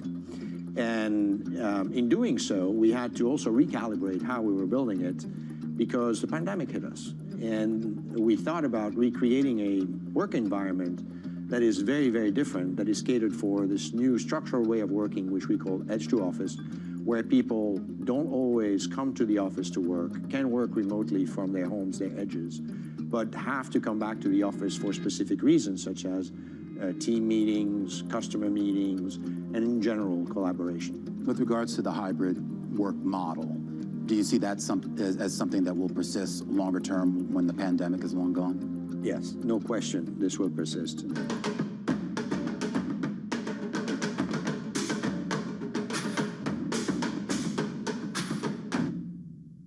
The names that move markets are on Bloomberg. China has seen slower growth than they expected. Many countries do depend on strong Chinese growth to promote growth in their own economies. For the United States, growth is slowed, but our labor market continues to be quite strong. I don't expect a recession. I think we're in a good path. Nobody covers business like Bloomberg, your global business authority.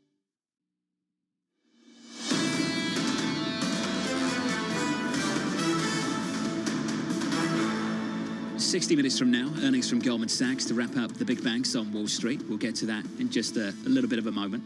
Let's get to the bond market and equities too, and start with stocks. Equities right now on the S&P 500. Futures just about positive on the S&P, closing out yesterday at the highest level since April of last year. On the Nasdaq, up by 0.1%, closing out yesterday on the Nasdaq 100. For gains we haven't seen, Tom, since 2020, just a massive year in 2020. You think about the returns 2020, huge year, 48%. Think about the gains so far year to date here, 45%. That's how big this year has been. Just massively unexpected. The highest since January 2022. Just amazing. We're going to pivot off this. And to me, the conversation isn't the silliness of the media right now looking at 6 months up or 8 months up, October up, or that, or the round trip down we went, ugly, up we went, we've broken even. I would go back pre-pandemic, and I haven't done the work, frankly, I'll do it here. How have the indices done from December of 2019? To me, that's of more interest than anything else. Let's turn to the bond market just briefly. Gilts rallying really hard. Yields lower in the UK by something like 20 basis points from the 2-year out to the 10-year. In the Treasury market, rallying in sympathy. We're down about 3 basis points on a 10-year, down 4 on 2s to 4.72. Downside surprise on UK inflation. That sparks a rally in the global bond market following a downside surprise on US inflation last week. Push it through the FX market. Dollar weakness, and then some dollar strength. Euro dollar 112.23. But the one to watch this morning is sterling. Sterling weakness 129.33. What do you make? Is it a tangible move?